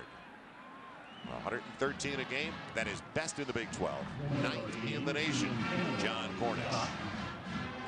He is a guy that loves to carry the rock. I mean, like I said, against Nebraska, carried it over 30 times. He's one of those running backs that gets better as the game wears on. He wears you down in the 4th quarter. Marvelously conditioned. It'll be 2nd and long. 3-man look for Kansas State in this second round. You believe it? I think they rush 4, and they do. They rush 5, make it 6. Now out on the edge, Murph and a jump ball, and he wants a flag, and he'll get it. Byron Garvin never located the football. Even though Murph may have been using his hands a little bit, he was trying to get around the man to find the ball. Yeah, and Garvin's saying, is it offensive pass interference? That's what he's lobbying for. Let's see which way the official calls it. The ball is again airborne. Dylan Meyer. It's going to be called on Garvin. As you said, Joel, he's not trying to make any kind of an effort to find the football and make a play on the football. He's face guarding the receiver. The receiver's trying to make a play on the ball, and he can't break loose. So double 6 is Murph and Garvin. Garvin gets the call against him. You think Murph sold it a little bit? I think he did. He's trying to pull a flag out from his chest. It's 5 penalties now, 65 yards on Kansas State. They're killing themselves with the long ones. Yeah, big chunks. I mean, that's too much of a football field. Cornish weaving his way. Big hole up the middle, finds the outside now. So he bent it towards the boundary, and he's got a first down to the 30. And don't forget Kansas with 8+ left in the 3rd, working into the win. If they can just maintain, they're going to have a stiff 20-mile-an-hour breeze in their back for the 4th. And that's what they're looking for, Joel, is there was a field goal scored. Now they're trying to answer. Let's get points on the board our own way. And how we're going to do it is hammer Cornish in there. Kansas State, they were concerned about letting Cornish control the clock and therefore the football game. His yards per carry is outstanding. It's at the 30 on a first down. Misdirection, big play for Meyer. All the way inside the 20 and barely bumped down in the secondary. It was Andrew Urker, the free safety. Otherwise, I think he takes it in. He's shy of the 10, put down to the 12. Yeah, instead of a zone read, this is a little bit of a counter read. Across in front, and it's almost like a naked bootleg, but without any, it's predetermined run. I mean, all the action goes to the left. Meyer keeps the football, comes back to the right, all by his lonesome. I mean, the only blockers he has out there, wide receivers down the football field. All his linemen, everybody else was selling the run to the left side away from him. See if they find Cornish now. Close to a goal line situation. It is the same play, and Meyer made a miss, lost the ball at the end, and it goes back to Kansas State. Do you believe it? He lost it on his way down, and the Wildcats will come away with the football. Man, I'll tell you, did Antoine Moore cause the fumble? Who came up with the fumble? But man, just red zone turnovers, can't have them. And is that even it up? Is it 4 apiece now in this football game? It is 4 per team. And you know what? Good call. Why not repeat it? You know, Coach Q calls it, and boy, the ball's just ripped out of there. Not really big contact in coming up with the football is Antoine Moore. He comes up with the recovery. Moore rips it out and then falls on it. He did both. That's a double dip ice cream. Moore rips it out. I thought it was him that ripped it out of there. Then he fell back on top of it as well. What a play by Antoine Moore. That's the 3rd turnover for Kansas in the red zone today. Good tackle by Rivera, lasted him around the ankles. That's Leon Patton, a short gain, about 3.5 at the 10. The latest. Let's go downstairs with Emily Jones. Emily? Well, guys, Antoine Moore is a guy that can play really kind of a nickel or a dime package. Coach Prince says when he comes into the game, because of his speed, he runs a 4.4 40, and his size, he's actually fast enough to chase down a quarterback, and he's big enough to actually bring him down. So he gets the best of both worlds from him on that play. No doubt, Emily, and he's the X factor. I mean, he's the Troy Polamalu kind of the Pittsburgh Steelers. They use him that way. Pressure on Freeman and off the fingertips. And the first time he's gone to Michael Puschke, his tight end on that side. Darryl Stuckey tried to jump the route, almost got it. Right. And Antoine Moore was such a good athlete. He played high school quarterback. I mean, that's the position that he played. So they really opened their defense up. He gave them a lot of flexibility when Antoine Moore started stepping up for them on the defensive side of the football. But offensively, after the defense has a takeaway in the red zone, they're having the ball moved on them. You can't go 3 and out. You've got to move the football. Well, K-State 0 for 2 on their third down tries here in the second half. This is a 3rd and long design roll for Josh Freeman. A dart punched away from Jordy Nelson. What a play by Anthony Webb. Times just perfectly. Yeah, he did. He got the right hand in there and just knocked it away. And Kansas State's offense can do nothing to help the defense. So Kansas should come up with decent field position. And once again, the wind is at the back. That's going to be a big factor in this opportunity. And the ball is thrown very well by Freeman, but just a little bit behind. I mean, if he'd let him to the sideline a little bit, may have made it a tougher play for Webb to make. Rare just hit a 61-yarder. Gets another beauty away. Lamb will come up and take it and doesn't call for the fair catch and pays for it. And it was it Alsip downfield? No, Justin McKinney. It was Justin McKinney. So McKinney with the open field tackle at the 40. That's where the Jayhawks will have it, still leading by 7. After this word, Dr. Pepper, your local Dr. Pepper bottler. In Lawrence, Kansas, our Infinity trivia since 1938. The 4 Jayhawks that have led the league in rushing. Gale Sayers, John Riggins, we talked about that. Nolan Cromwell, the quarterback. And he was a safety with the Rams in the NFL. Sure. And you called it tough. Tony Sands, 1991. Almost 1,500 yards, a single season mark for the Jayhawks. Now Cornish with a stiff arm, getting it back to the line.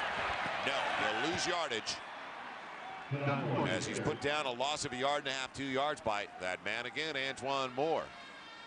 And we're talking about the Kansas Comet. 99 yards against Nebraska.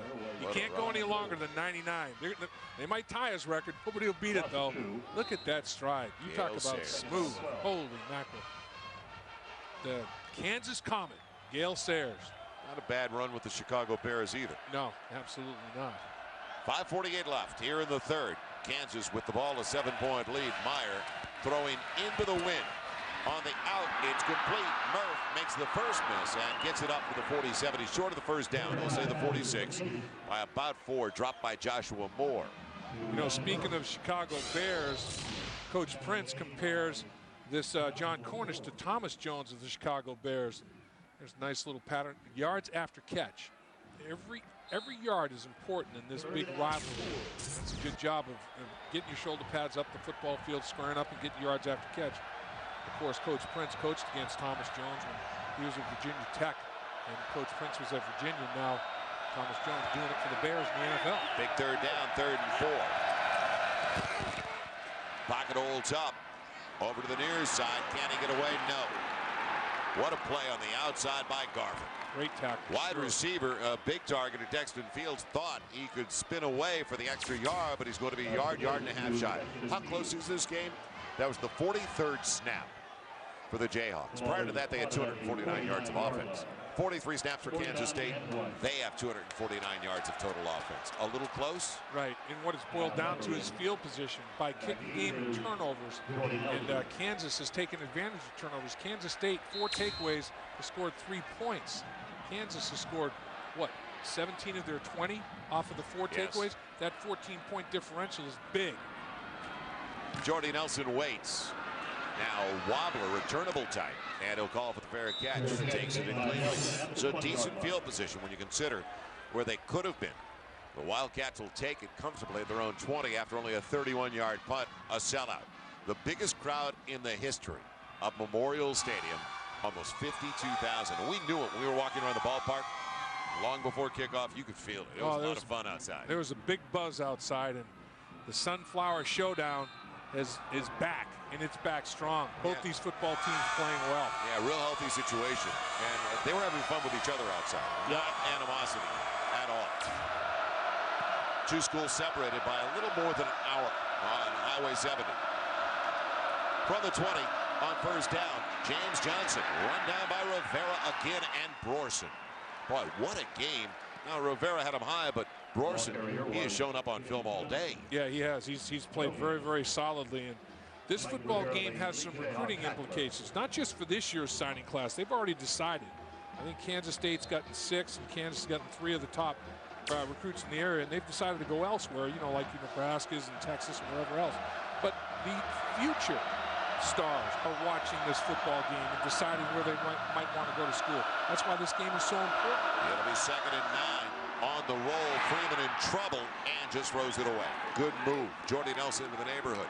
And don't forget what's coming up as they've got Mizzou on the horizon, as we saw Mark Mangino. Mark Mangino has beat Gary Pinkel of Mizzou 3 years in a row. That's right. No Missouri Tiger head coach in the history of the long, successful history of Mizzou has ever lost 4 in a row to a Jayhawk coach.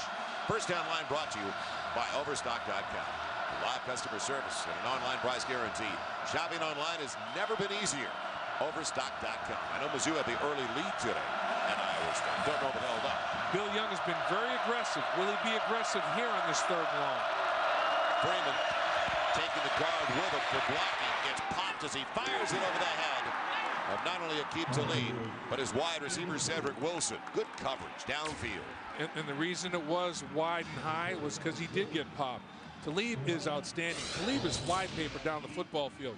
But watch Freeman as he rolls out and he tries to set himself in the pocket. There's Brorson again making the hit and causing some inaccuracy with the throw. He hit him right in the middle of his throwing motion. Brorson has played one heck of a game. Now can they get Jonathan Lamb going in the return game? It is a returnable type. If he can get it on a hop, well, it'll take a Jayhawk roll, goes sideways, and it will be picked up by the Wildcats. Alston will get it at the 40. So downwind, it was just a 40-yarder this time. And again, great field position for Kansas. They will have it for the 2nd consecutive time at their own 40-yard line. You know, it's amazing. We just saw Ron Prince, and he was talking about, you know, the Texas win is great, but it doesn't mean anything because this game's more important to a lot of people in the state of Kansas. Texas victory is nice.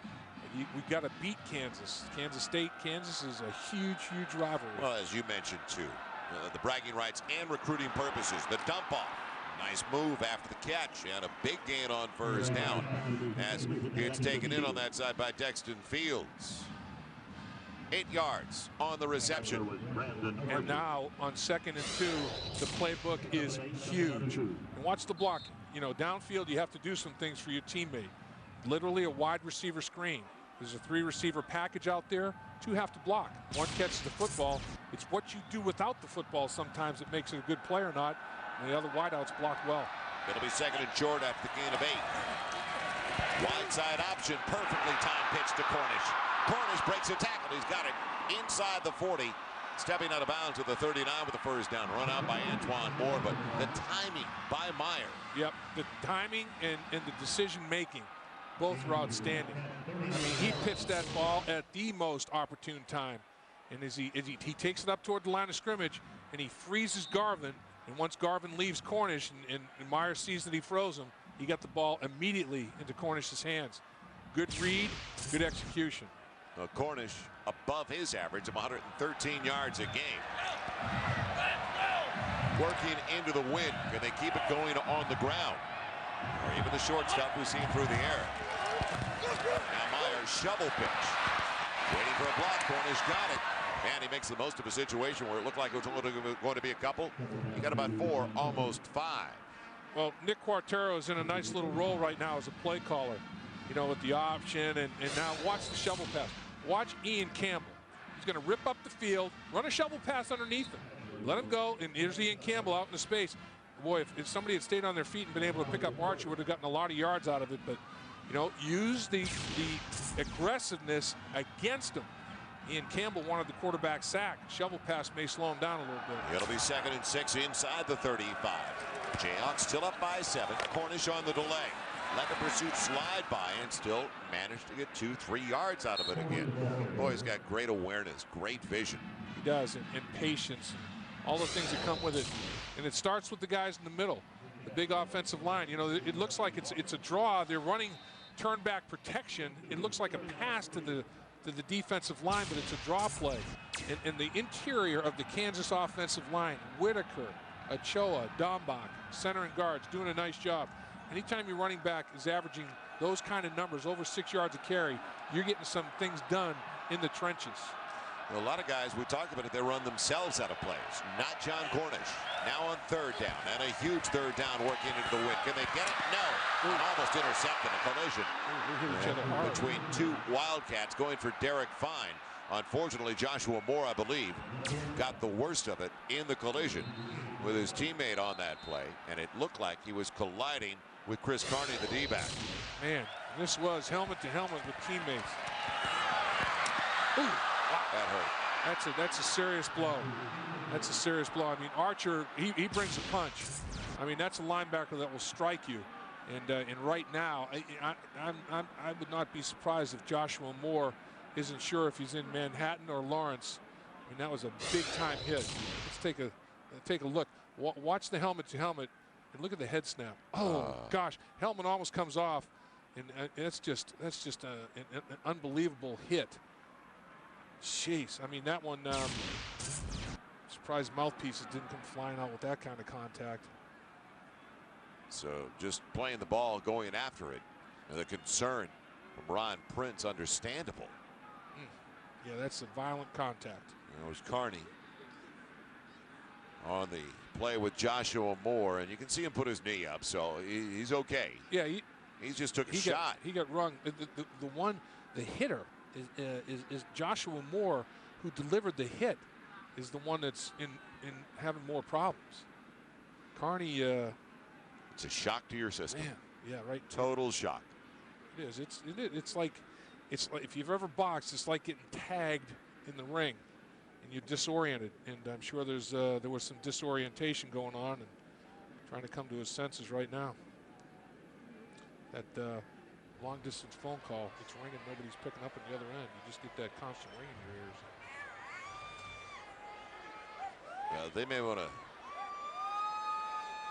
take it easy here for a moment and bring a cart onto the field.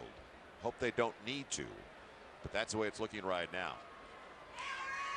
Again, they want to err on the side of caution. I mean, you take a shot like that, they want to make sure that the neck and everything in the above the shoulders is okay. You don't want to. And as soon as we find out anything, we will pass it along to you.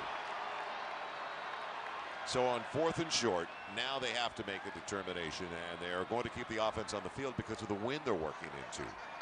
It's a very stiff breeze out of that end of the field. It would be right now a 50-yard field goal. So they're going to go for it on 4th at about 4. Short side of the field, toss it. Cornish needs it, gets it on the spin. Got the block downfield from Murph. The defensive back wanted a hold, didn't get the call though. Yeah, McKinney wanted to hold. He came off the block and put the hit on the lower body of Cornish. McKinney's been very, very physical all day long. And you see the option coming down the field, and this is where McKinney felt like he was being held. And that's the same type of play. He put his helmet right on Cornish's funny bone on his elbow, and that time tried to do the same thing. McKinney felt like he was blocked from behind, but no call was made. It'll be a 1st down. Cornish in the eye. McAnderson's first carry of the day. Doesn't net much, but he lunges ahead.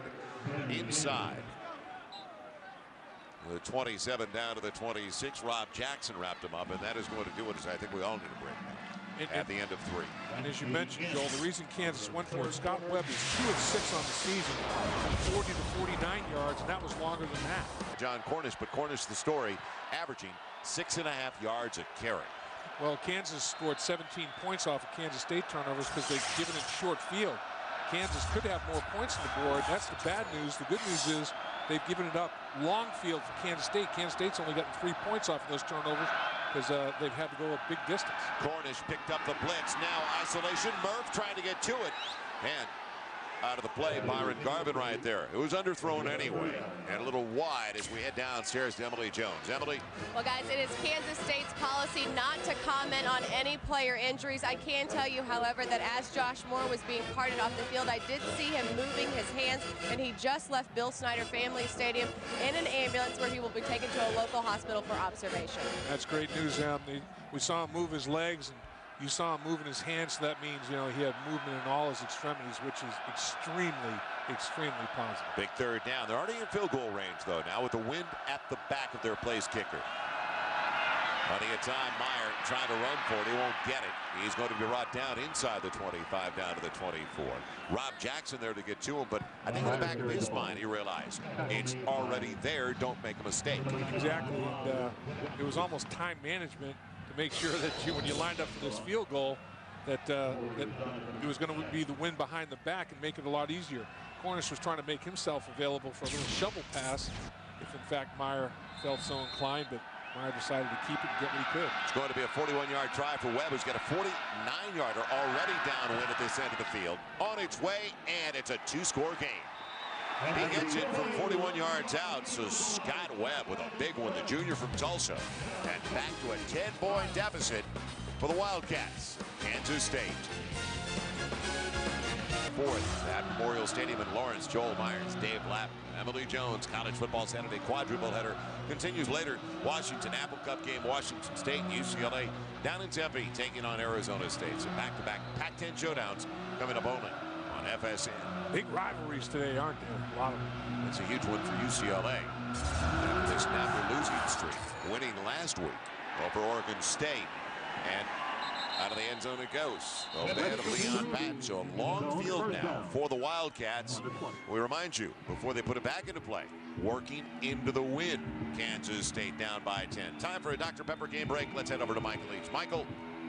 All right, Joe, another check of number 1 versus number 2. Michigan had pulled to within 4 against Ohio State until Antonio Pittman found a seam in the middle of that Michigan line and goes 56 yards. Ohio State up 35-24 in the third. Meanwhile, number 5 Notre Dame all over Armory, 41-9.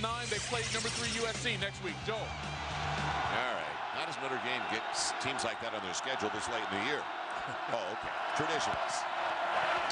James Johnson. Nothing doing on first down, maybe 2. But the clock is not an ally.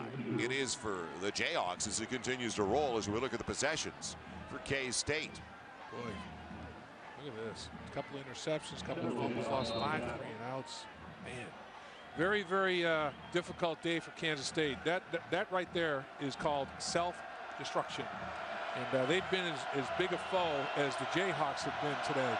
They got to get themselves off their schedule in this final quarter. On 2nd and 8, Patton trying to find the sideline. And battles his way right to the first down, and I think he's got it. On the 30. Boy, what an effort. He just kept the wheels spinning. And we talked about Leon Patton at 5'7", 185. He is tough. He is, and watch where the pile goes. He doesn't get knocked backwards. He lowers his shoulder pads and starts just pushing everything forward. And that's just a great finish of a run. He values every opportunity that he gets to lug the pig. There's no question about it. As Ron Prince said, he's not small, he's just short. Exactly. He's a tough customer. Got some leg drive to him. On first down, it's right on the 30-yard line. Patton again. Big hole over to the left side as he let the pursuit slide by. He's got 9 on first down. So they realize as Stuckey gets him into the secondary, it's going to be tough, first of all, to throw the football. And with that deep in your own territory, especially, you don't want to make a mistake. Watch the fast flow and then the cutback lane. Over pursuit, cut back, get a cutoff block, and that's how you have a back with great vision and great patience. Sees it, takes advantage of it. Nice job by Kansas State up front, and Patton finding it. Well, right now, Patton's got 87 yards on the ground. Little dump off, Jordy Nelson, first down. And Nelson will be bumped out at about the 43, and I bring up 87 for Patton because this Kansas run defense, 23 straight games, they have not given up on 100-yard day. And this is like a run. This is like a pitch out, like a long lateral. Let Jordy Nelson try to do something in space. And the thing that has kept Kansas State in this football game when they were turning the ball over were big plays. They've had multiple plays over 30 yards here. It's a first down outside of the 43. Patton again waiting for the lane. It doesn't develop. Lateral pursuit. Brorson again showing up. Man, it's only a gain of a yard and a half. You know, Brorson is saying, Ian Campbell, yeah, he's had a great year. I want to be the better defensive end today. And 81 in the blue jersey has flashed time and time again. He has had a career game involved in a multiple number of plays and also scored a touchdown. And that's a defensive lineman's dream. Second and long in a tight formation with two tight ends. It's Patton. Finds a crease over to the left side, but closes in a hurry. And wrapping him up. Harris Wright, the redshirt freshman from Houston. So it's going to be a key third down with the clock moving. Almost 4 minutes gone here in the fourth. And Kansas still up by 10. First down line is brought to you by Overstock.com. When you order a big screen TV or a comfy chair, it all ships for $2.95. Shop and save at Overstock.com. All right, what do you call it, Dave? We're going into the wind, Joel.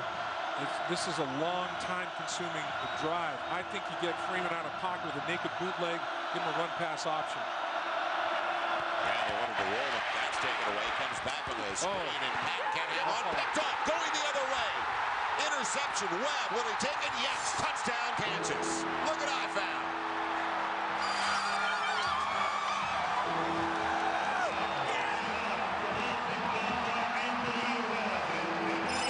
What a play by the defense of Kansas. A throwback screen, and Webb is the beneficiary. The ball's just a little bit high because of the pressure, and it's tipped a couple of times by Patton, and Webb says, I'm going to take it, and I'm going to take it to the house. Kansas had it defended well. Freeman had to loft it to try to get it in to Patton, who again is only 5'7". So he's trying to throw it into a tight little, basically into a well, and Webb comes up with the play. Unsportsmanlike conduct on Kansas, is that what it was called? Yes, it'll be enforced on the kickoff. 5 turnovers on the day. It's the most this season, and Freeman is at 4 on his shoulders. About 24. No, all 5 of them on his shoulders. 24 points now off turnovers as it's punched through by Scott Webb. So 24 of the 30 for Kansas. Points off giveaways off those 5 turnovers. It goes the other way for Anthony Webb, the junior from Topeka. A cushion now for the Jayhawks. Big cushion now for Kansas this late in the game. And welcome back to the Dr. Pepper Big 12 Game of the Week. All of a sudden 30-13. And when you're trying to do it into a stiff win, which is what Kansas State's trying to do, it's going to be difficult. Webb will kick, but 15 yards farther back. Bill Young said during our conversation earlier this week with him, last year, Kansas State scored a defensive touchdown and won a close football game. We got to do that this year. Well, they've done it twice. They've got 14 unconventional points, 2 defensive touchdowns. That's tough to overcome. It'll be Patton. It'll be bobbling it. No, James Johnson instead. Pass to 20. Big return across the 40. Look out. Beats the kicker down the sideline. Will they catch him? Could be a brand new ball game, and it is. Wow. 85 yards on the return for James Johnson. Well, Kansas State says, all right, we can't score defensively. Let's score another unconventional way. Let's score by special teams. That is their 6th special team touchdown of the year. Their 3rd kickoff return going to the house. And that's just a great effort. Kansas got out of their lanes. They were too bunched up. They got out of their cover lanes, and Johnson made them pay. And he showed that great speed when he got into the open field. You have to stay in your coverage lanes, or a running back with vision like James Johnson will find the seam. Snodgrass for the point after. And it's only a 10-point deficit again with 10 1/4. So just like that, when it looked like 17, probably too many. The State, 6 touchdowns they've scored now. 3 on kickoff returns, 2 on punt returns, and 1 a fumble recovery when they blocked a punt and took it 21 yards to score. They've also blocked 3 punts. They've had a couple blocked, but overall, Kansas State special teams have won their share of the battles all year long. Jared Parker will hit it into the breeze and over to the near side. It's going to be a line drive for Jake Sharp at the 9. Sharp, lane closed in a hurry and a good play. That was Jordy Nelson who got downfield to make the play. We'll come right back with 10-17 left in regulation in a 10-point ball game. Now it's time for a Dr. Pepper game break, and let's head over to Billy Ray Smith. Billy, how about those Hogs? How about Ray, and one of my favorite coaches that I've dealt with in college football. Talk about a quality person. No, you're you right. can understand why Arkansas succeeds. It was 37, not 27. Marcus Perry was injured. He's made the stop. Not Jordy Nelson. Right. He was Houston not. You can understand why they do win at Arkansas with a guy like that. Quality person. Perry's got a right shoulder problem. When he made the tackle, he hung that right on. Cornish from the 26 already into the secondary. And if they can get 10 a pop, 11 a pop like that, this game's over. They can run out the clock. John Cornish says, this is my time. 10-point lead, 10 minutes to play. Let's just get after you. Let's just play ball control football. Let me eat up the clock. Let me control this football game. Put the ball in my hands. I won't put it on the ground, and I'll reward you. On first down, a gain of 11 for Cornish. Almost 12. Cornish again waits for the lane into the secondary. He's inside the 35 and dragged down from behind. Inside the 25 at the 24. Man, I'll tell you what. Kansas's offensive line is taking control of the line of scrimmage. They've done a pretty good job all day long, but now with the game on the line, play a little power football and get after you. And Whitaker gets a great block. And I love him, Whitaker. I'll tell you what, this guy, his knees are terrible. He has to, I don't know how he finishes games, but he does. He's got some definite spirit about him. He basically limping up the line of scrimmage, but he's going to come off the ball and battle again. That was 39 yards for number 29. Cornish cradling it for a nice gain again. Clark Manning at 22 carries for 181 yards. And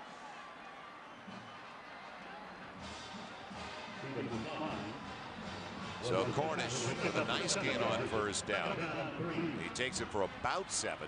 And don't forget, well, about 45 minutes from here at Arrowhead in Kansas City. Big 12 title game, December 2nd.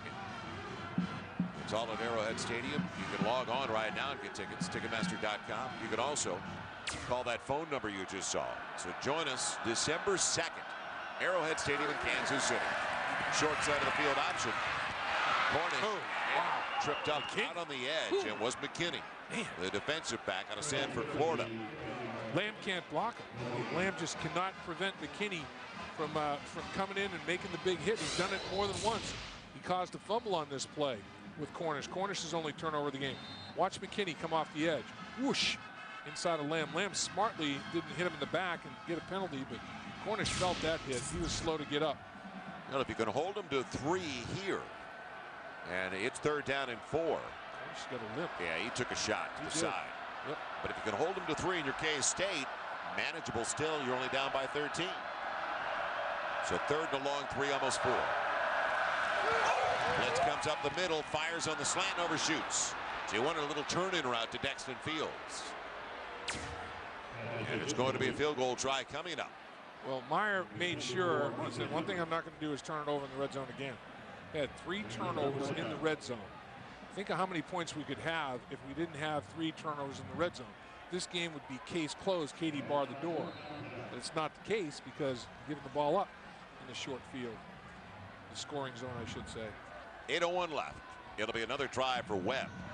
It'll be a 35-yard attempt. He just hit from 41 yards out and a 49-yarder in the first half. And on target again. So what a day for Scott Webb, who's now 4 for 4 on the day, a career day. It's a 13-point advantage inside of 8 left for the Jayhawks at home. Be back after this word from Dr. Pepper, your local Dr. Pepper. 7:57 to play. Who is that masked man? Well, right now, he's the guy that's got a 13-point lead, Mark Mangino, in his 5th season at Kansas. After a 2-10 year, his first season, they're 22-24. Over his last 3+, almost 4 years now on our Toyota scoring drive. It only took 2:20 off the clock. That's the minus. You got 3 out of it, but it was a brief possession. So it's going right back to K-State. It should go out of the end zone, but it's a line drive, and here comes James Johnson again. And runs into the middle of the wedge. So he goes down at the 20. Let's head downstairs to Emily Jones. Emily. Guys, this obviously an emotional game for the Kansas Jayhawks. 17 seniors playing in their final game here at Memorial Stadium, and something I've never seen a head coach do.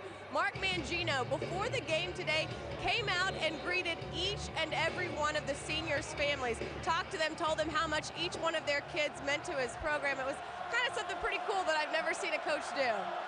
That is pretty nice by Mark Mangino. It means a lot for the families. Nothing on first down, but we're not surprised, Emily. And I know you feel the same way, Dave, because in our 5 years of dealing with Mark, I mean, whether it's a walkthrough on Friday, we enjoy the time we spend with him. He's a class act. There's a penalty on this play, Joel. See what we got going on here. Holding. Offense, number 69. 10 yards, previous spot, first down. Mark Mangino saying move him back. Give him back. Give him a long field into the wind. Yeah, absolutely. And this is an important game to his team for a lot of reasons. I mean, this team, these players were instrumental in the turnaround that he experienced. He's got some 5-year seniors in the offensive line. I talked about center and both guards. And this is the last one. This is a legacy game. Last time they played Kansas State. They want to go out a winner. Freeman on first and 20. Little dump off, finding Patton. And Patton back to the middle of the field. Got the penalty yardage back, +4. Boy, what a run after the catch. 14 yards on the reception when it looked like it maybe go for 5 or 6. Whirling dervish. I mean, he looked like the Tasmanian devil out there. Tight spin move by Patton. He's a very gifted player. Again, it's a true freshman quarterback throwing to a true freshman running back out of the backfield. Look at him make people miss. Look at him finish this run. Getting extra yards after spinning away. And multiple players have to be involved to take him down. He's got a very, very competitive attitude. It'll be second and short, second and about 6 after his first and 20, and making a miss again, letting the pursuit slide right by Leon Patton. So they've got Patton, a true freshman, the junior from Port Arthur, Texas, James Johnson. Things look good next year for the Wildcats. A gain of 10 for Patton, especially when you consider they've got a true freshman quarterback. Absolutely. I mean, they're playing young in a lot of key areas. I mean, very, very important areas. Nothing more important than the quarterback position. Yeah. Josh Freeman's had some turnovers today, though. Yeah, the turnovers are the difference of the game. Banging his way to good yardage on first down. James Johnson. It's almost 5. So Patton now over the century mark. And I brought it up just a few minutes ago, Dave. That's the first back in 24 games that Kansas has given up a 100-yard day to. Their string had been at 23 straight. That's pretty impressive. And, you look at this Kansas State football team, they wanted to be more balanced today. They didn't run the ball very well against Texas at all. They have today. Pressure in the backfield, and down goes Patton, a guy who's been in the backfield and penetrating constantly underneath the tackle, James McClinton. Yeah, McClinton has had an outstanding day, as has Wayne Wilder. I mean, I think that the tandem of defensive tackles, big boys right there next to each other, 91 and 93, those blue jerseys, have lived up to expectations. Now they've got a third and long situation. Allen checks in for him. Rodney Allen checks in for Wilder, so they can get a little bit of a pass rush going. A little more than 5 to play. The clock continues to work against Kansas State. They still have all 3 second-half timeouts on the board. Freeman on third and about 7, almost 8. Steps over and, boy, hits the tight end. He needed it. He got it. Mastrud across the 45 up to the 49. He was oh so close to crossing the line of scrimmage. You're right. He was dangerously playing with that line of scrimmage, but he's a poised guy. I mean, there's no question that Ron Prince says this guy is nothing. He's pretty unflappable, and he just kind of stays with it. And then Freeman says, "I'm going to try to see if I can help you out." He gets lit up. I mean, you have to have your head on a swivel as Freeman comes up to try to deliver a block. Rivera unloads on him. Now fumbled away and picked up again. This time going the other way. The defensive lineman coming up with it, Wayne Wilder, and he's bumped out of bounds at the 12. Leon Patton was trying to take him down, and Wilder says, "No way, I'm going to stiff arm you out of the way." 6 turnovers to Josh Freeman today. 6 of them in terms of interception and fumble. And this time just didn't get enough protection to throw the football. And McClinton involved with the pressure. And Brorson makes another great play on the backside, forces the fumble in midair. The big fella, Wilder, takes it. Well, that'll go. I don't know if that'll go as a forced fumble or an interception. It doesn't matter. It's a turnover. And look at the big boy, turned into a running back. He must have been a fullback at one stage of his life. So now they can seal the deal with 4:20 to play. Another short field giveaway by K-State. Cornish up the middle he goes, into the umpire, doesn't make a difference. Touchdown, Kansas. Touchdown, John Cornish. Touchdown, Jayhawks. The umpire tried to be a 12th defender. Cornish is from Canada. He said, I'm used to 12 guys in the field. I'll run you over too. Oh, you're a sick person. So I've seen 12-man football before up in Canada. Listen to this one. Oh, boy, that's just like, where do I go? So I think I'm just going to stand right here and brace myself. He got thumped. Thanksgiving greetings from John Cornish to Stephen Riker, the umpire. Hits the upright, and it does not go through. So 12-yard touchdown run by John Cornish. And now it would seem an insurmountable 19-point lead on the board with 4:08 to play for the Jayhawks. Good to see the umpire, Stephen Riker, okay. And he goes to the Kansas sideline and says, sorry about that. I just had nowhere to go. And he's trying to figure out which way to go. And then it's just like survival. Go protect myself, assume the fetal position, and cover up, and let the storm blow over. Yeah, just like Kansas State, Stephen Riker couldn't slow down Cornish either today. No, Stephen Riker got spikered. Let's head back to the studio. Join Michael Eaves with a Dr. Pepper game. All right. Thank you, Michael. Well, that matchup, what everybody expected, as good as predicted. But what about the defensive units? Pretty strong all day long. 4:08 left. Over to the far side, out of the reach of James Johnson. So now the Wildcats within their own 20. But gotta believe it's a Jayhawk win. And the Jayhawks, well, they had never been in back-to-back bowls. It would be the first time in school history. Yeah, they've got to get an invite because they've got Mizzou next week, but at least they're bowl eligible with a 6th victory today. Right. And what if Arizona goes 6-6 and a bunch of others? You're not guaranteed, right, but you're eligible for consideration. And you don't want to look back over, cry over spilt milk. But if they had beaten Toledo, they'd have 7 wins right now. And that's the game that you look back on and say, son of a gun. But here's all the bowl affiliations with the Big 12. And it all depends on how many teams from the Big 12 find themselves bowl eligible. And if there's more teams than bowls available, if you've won 6 games, doesn't mean you're necessarily going to a bowl game. We'll have to wait till it all plays out. Freeman on first down. Here comes the heat. Nifty footwork that time. It goes back the other way to his tight end.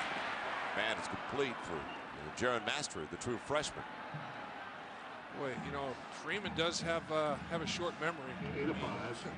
I don't think I could come out and throw the football anymore. He just 6 turnovers. That's a nightmare. But it doesn't seem to be bothering him. Well, that's 3 fumbles and 3 interceptions. He's very poised. I mean, he's extremely poised. There's no question about it. And I think, this is he was at the penthouse after beating Texas. He finds himself in the outhouse today after turning over 6 times. After quick play fake, Brorson almost got to him. And widely intended target. He was trying to find Cedric Wilson. That'll stop with 2:51 left as he's 17 of 32 for 204 yards passing so far. Back to Emily Jones. Emily, what's the latest? Guys, I spoke with the paramedics who transported Josh Moore to the hospital. They would not say much, but did tell me that he is stable. That's good news. That's a positive. Your priorities after something like that, your priorities change completely. And I'm talking about, let's get out of here. Everybody, you always want to get out healthy, but now you're thinking about that young man nonstop as Jordy Nelson gets into the shallow cross, goes out of bounds at the 33. And it kind of takes the juice out of everybody in the stadium for some time, if not the rest of the game. Yeah, it does. It does deflate you. There's no question about it. And rivalries are all well and good, but yeah, safety of the players is key. All of a sudden, got a heavy heart, and you're thinking about one young man, and that's the defensive back for Kansas State. You know, you mentioned, Joel, that Kansas never gone back-to-back bowl games for the first time. They've gone to 2 bowl games in 3 years under Coach Mangini. First time ever. Freeman buying some time, but too tall for Jordy Nelson with 2:39 left. So it'll be 2nd and 10. Ball at their own 33. Well, John Cornish, the story, when you can run the football the way he did, that made it easy. If you slow down Cornish, it's a different story. Right. And check it out, Cornish on the cusp of 200 yards rushing. Mistake free. That's a little bit of a problem there. And 3rd down wasn't terrible. They didn't convert the red zone like they wanted to, and they had issues for sure. Screen for Johnson, read well by Kansas, so minimal damage on that play. It was James Holt adjusting and dropping in coverage. Nice chase from McClinton, too, and he saw it, recognized it. He continues to shine. I mean, I think he is a candidate for all-conference selection. McClinton inside having a great year. 8 yards a carry for Cornish today. With those numbers you just saw, it's complete for a 1st down once again to Master, the tight end. And Beaverton, Oregon, dropped by Stuckey and Rivera. So now 6 and 5, 7 and 5 for Kansas State as they wrap up the regular season, knowing that not only are they going to a bowl, but they travel well. So they look good to bowl representatives. Freeman in trouble. Man, he got away. It looked like the end was going to get him. Jeff Wheeler created that fumble out of Houston's Clear Lake High School. And he gets it across the midfield stripe to the 47. And again, for Coach Ron Prince, in his first year with a football team, the extra month you get practices for the bowl game, immeasurable in terms of helping get his system indoctrinated in every phase. It's how you develop the middle of your roster. Bob Stoops said the reason in his mind they won a national championship the 2nd year he was there is they made a bowl game his first year, and they had that extra month to work. And it's really, really huge. I mean, it's a big factor, and Ron Prince is excited about having the opportunity to do it. Yeah, it's the continuity that you can have in your program, and coaches always love to get them back for spring ball, but so you give them a short break, and all of a sudden now it's like spring ball right after the regular season. Mark Mangino firing his troops up to finish this thing. Less than 2 minutes to go. He said that, you know, his message is take nothing for granted, play hard every snap, finish this thing. So now he is 2 and 3 against Kansas State in his 5th year at Kansas. That means a lot. You don't want to fall to 1 and 4. Right. And his football team, in my opinion, you know, you talk about all the skill guys and everything goes with it, but the defensive tackles for Kansas were a factor in the game like we anticipated, Wilder and McClinton. And I thought Kansas's offensive line, particularly the big guys in the middle, the 5th-year seniors, you have all that experience in the middle. Whitaker, Ochoa, Dombach, left guard to right guard with the center included. They were big. They were dominant as well. You win at the line of scrimmage. And 2nd and long. A dart over the middle out of the hands of Jordy Nelson. You know, I get a kick out of watching Mark Mangino on the sideline. I'll tell you that. There was a flag at the end of the play, but Mark's a character the way he's walking up and down the sideline. You know, our defensive players of the game are Cooper's Tires defensive players of the game. Kansas defense, you force 6 turnovers, you're doing a lot of things right. There's no doubt. And everybody contributed in some way, shape, or form, but they just called Kansas for an unsportsmanlike conduct and personal foul. It's going to cost them 15, it looks like. Stops it with a minute 49 left.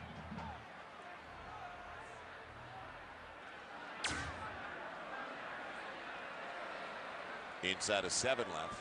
Ohio State, Michigan. It is still Ohio State 35, Michigan 31, and Ohio State with the football. Ohio State has had 2 touchdowns of over 50 yards on the ground. Michigan doesn't give up 50 yards a game.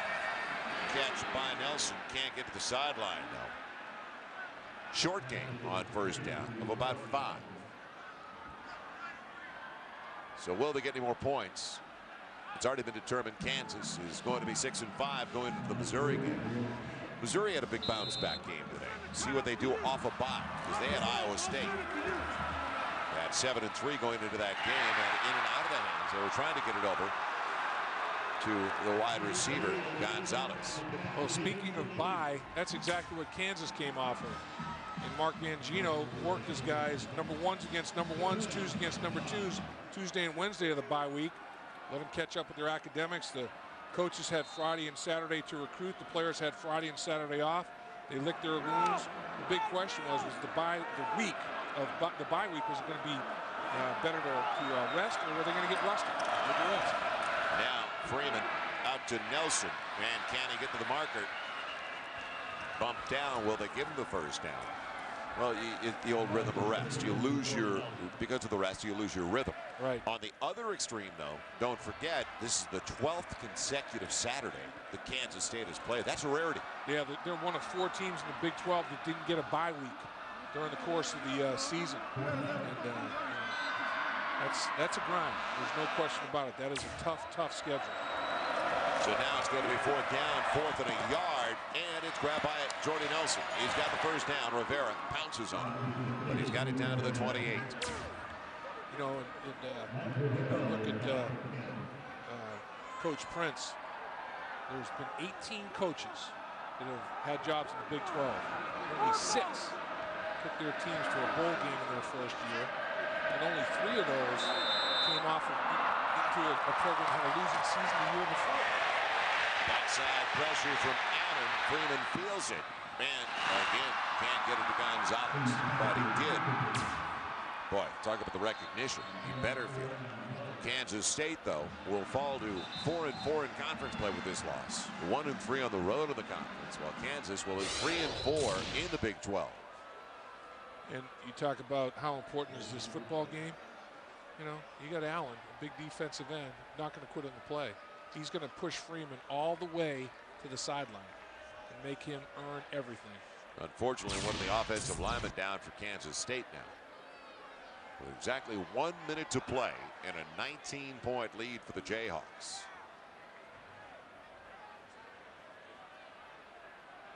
We have yet to determine who it is, and we're not even going to speculate. Been a long day. Absolutely. A lot of hitting going on out there. This football game is important to all these players. And it's John Hafferty, right guard, the junior from Alpharetta, Georgia. And once the sun goes down, even tougher. Not as warm as it was. A little bitter on that side because the wind's whipping. That adds sting to the scoreboard. And it stays true to form for Kansas State this season. They're 7-0 when they lead at the half.